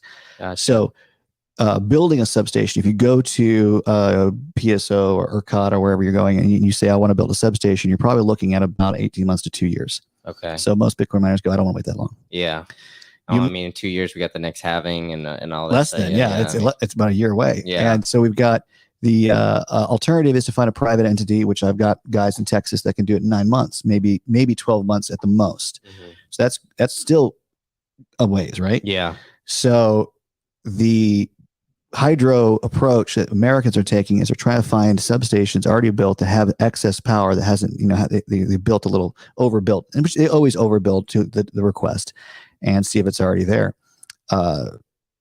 If we had more ambitious industrial and institutionalized investors that said, hey, I have a 10-year plan, not a 1-year plan. Yeah. Because that's that different cadence, Yeah. The institutionalized investors go, I want a 10-year plan, a 5-year minimum, and Bitcoiners going, I just want to make it to the halvening. Yeah. So it's a different headspace. I think that if we anticipate that, you can start investing in building those substations today, because that energy is energy, and you will always need more energy. Yeah. Energy, it's been exponentially growing in demand way outside of Bitcoin. I mean, you don't realize how many things we charge today that 20 years we didn't have to charge. Yeah.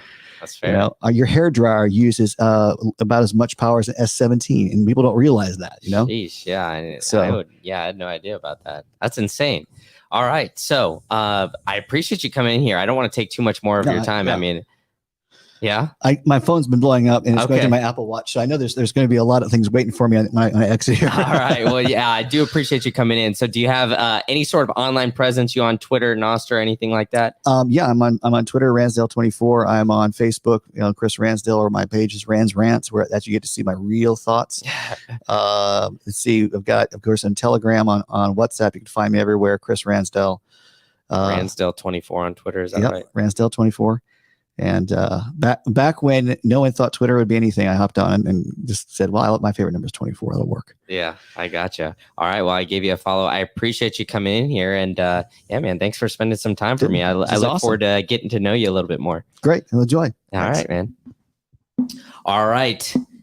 This has been going on now for a little over 3 hours. So I think unless we got another guest out there, I might wrap it up today, because that was the 6th guest of the day. So we got another action-packed day tomorrow. So be sure to tune in. I'm not sure quite what time I'm going to start the stream. Probably sometime a little bit early in the morning. Yeah, I mean, look up the Bitcoin or the startup day schedule on Thriller Bitcoin or on PlebLab's website.